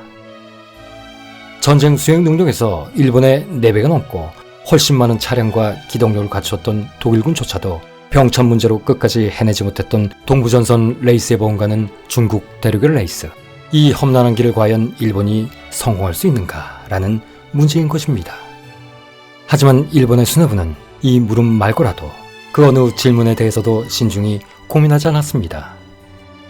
중국 따위는 2개월, 길어도 1년이면 끝난다 라고 태평스럽게 말하던 군부 강경파에게 중국 침략은 한낱 소련과의 전쟁에 대비한 예행연습에 불과했으니까요. 당시 내무대신이었던 유어사 고라헤이는 소련에 대한 방비를 태만히 할 수 없기에 중국과의 전쟁은 속히 끝내고 원래대로 돌려놔야 한다 라고 말했다고 합니다. 그들은 6년 전 만주사변에서 오합지졸이었던 장수량의 군대를 너무나 손쉽게 이겼던 기억을 떠올리며 중국과의 전쟁쯤은 금방 끝날 것으로 생각하고 자축까지 하고 있었던 것이죠. 물론 일부 신중파들의 우려하는 목소리도 있긴 했습니다. 하지만 전쟁에 열광하는 광기 속에 모두 묻혀버리고 말았죠. 일본 국민들, 정부 관리가 하려면 그게 무엇이든 마치 운명이라는 듯 순응하는 사람들. 도대체 이걸 뭐라 인식해야 할까요? 단순히 집단주의적 성향의 끝이라고 인식해야 할까요? 아니면 또 다른 이유가 있는 것일까요? 어쨌든 당시 일본 군부와 일본 정부는 국민들을 속이고 전쟁을 확대시켜 나갔습니다. 그러나 중국의 역량은 일본 수뇌부가 예상했던 것보다 훨씬 강했습니다. 그리고 그들은 민족주의에 관해서도 눈을 뜨기 시작했죠. 또 다른 거대한 괴물이 탄생한 것입니다.